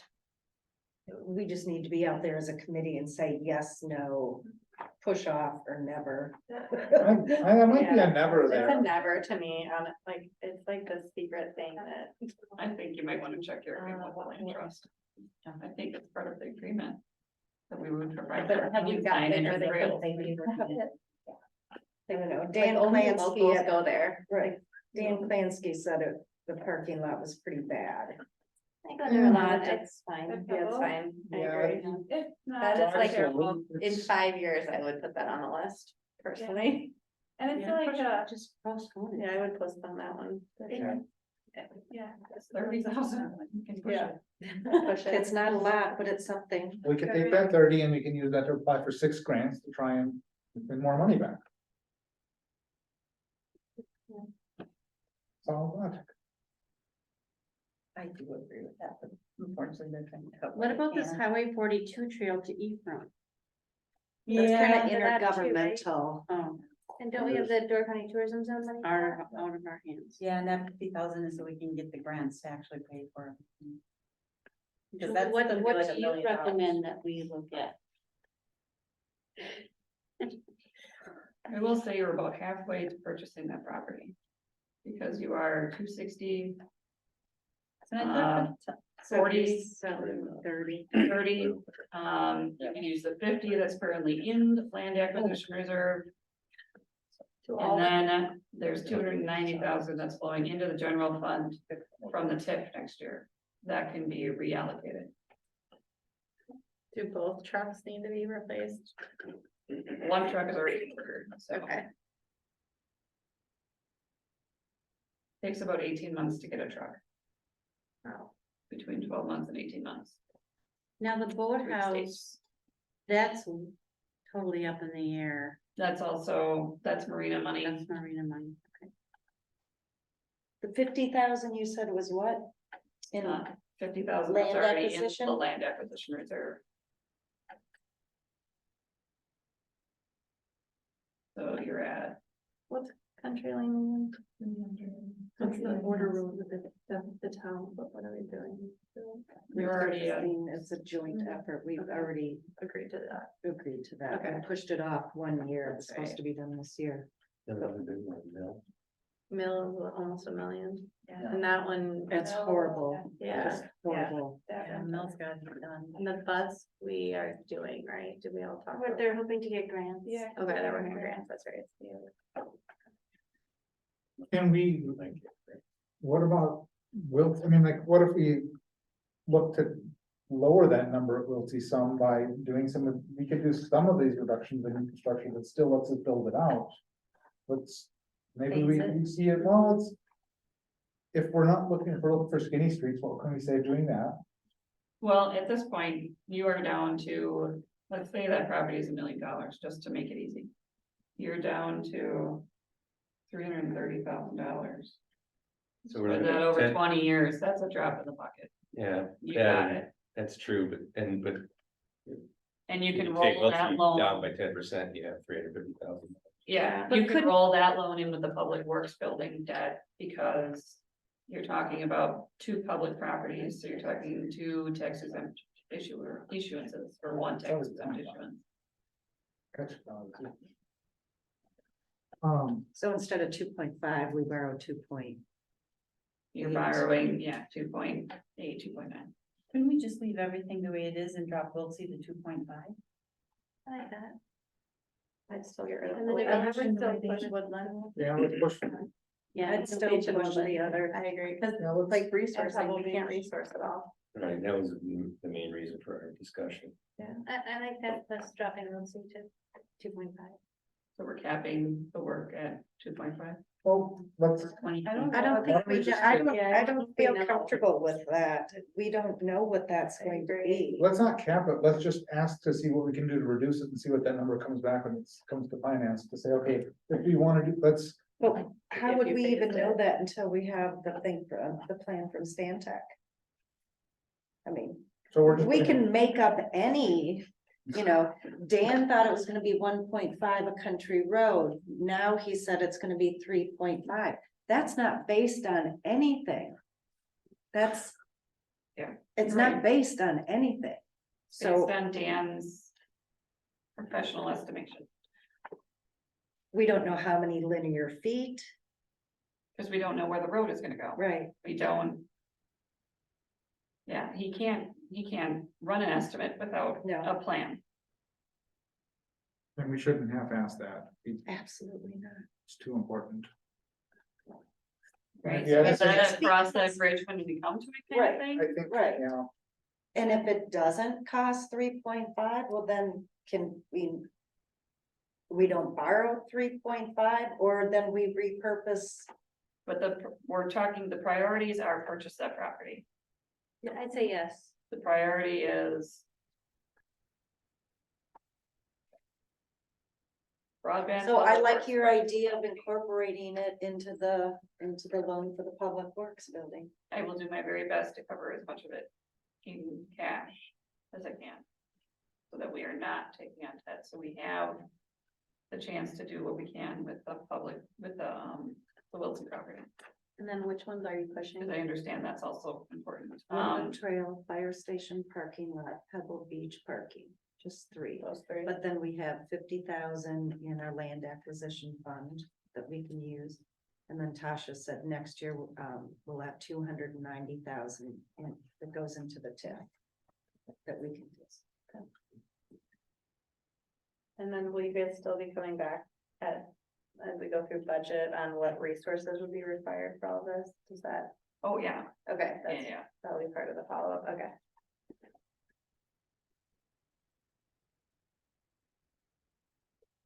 Be okay with this? Oh, We're good? Yep. See that? Okay. I think so. Okay. Are you good with our direction on this? Yeah. Yes, I feel more comfortable with having direction. Okay. Then I think we're on to 16. There was a couple things that came up.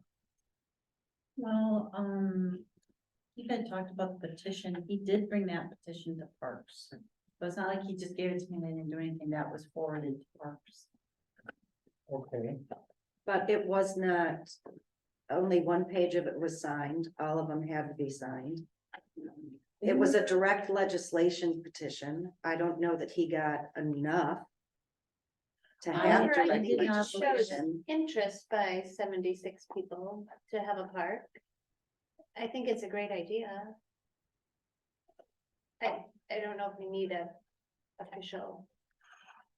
I don't think he made up those signatures. Oh, no, absolutely not. I don't know if it matters if it was official or not. I do remember he only signed one page, but. I do think it's something, I mean, like, this has already been talked about at Parks. Yeah, well, what'd you guys decide at Parks? Has it been talked about at Parks? Yeah. What was the decision? When was that? It wasn't an agenda item at Parks, was it? It was just. Oh, no, I think you Correspondence. just, yeah, you just So, forwarded the. You want it to be an We, agenda item. we talked, Yeah. probably before you guys got on the board. Yes. Maybe. I think that we should put it back on the agenda for Parks to discuss again. with I don't the think board. that there was that many signatures or. Yeah. Wasn't there directive in July? That was, the directive in July was to put a trail around the pond. Okay. Which is now moved back a year. Okay. Because it's. It was already moved back a year based on staff discussions. um, Because the village owns the property there, we have yet to determine what to do with the acreage that we still own there. So to haphazardly just plunk a park somewhere until a determination is made on what to do with all that property makes no sense. What's that- there right now? Nothing. But it could help those families who live up I there. know, but you don't wanna do, you don't wanna impede if you wanna do something else with the property and then have to move a park that you just put in and saying that there needs to be. It's not just as simple, no one's against a park, but it's a bigger conversation and a plan that has to be made. Well, maybe we can talk about it. Yeah. The agenda. Can I make a recommendation? That it be discussed during your outdoor recreation plan? Plan where the park is gonna go, or what to do? But I also think the property needs to be discussed at the same time. Yeah, they need to plan the park and where it goes. And then keep in mind, when somebody creates a subdivision. By state law, if it's in a plan, you can ask the developer to go and pay for your park improvements. So a lot of these things like. A trail you cut out for 50,000 or whatever, you can ask a developer to pay for that if it's in your plan. That's why you wanna put it in, not only it does, if it's in your plan, you can get the grants, but. You can also have a developer pay for it, even if it's across town, it doesn't matter. But you can't ask a subdivider to pay for a park land improvement unless it's in a plan. But I think that this should go to the next parks agenda as well, because it's a petition that came from the public. I think that that's a worthy discussion to have. So as we're making this comprehensive outdoor recreation plan, there's some discussions already been had. That is the agenda.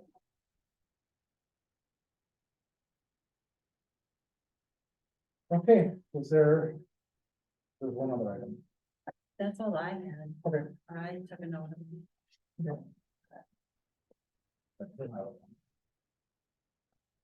All right, I think a motion to adjourn would be in order. Motion by Campbell, second by Roscoe. All right. Opposed, motion carries. Thank you.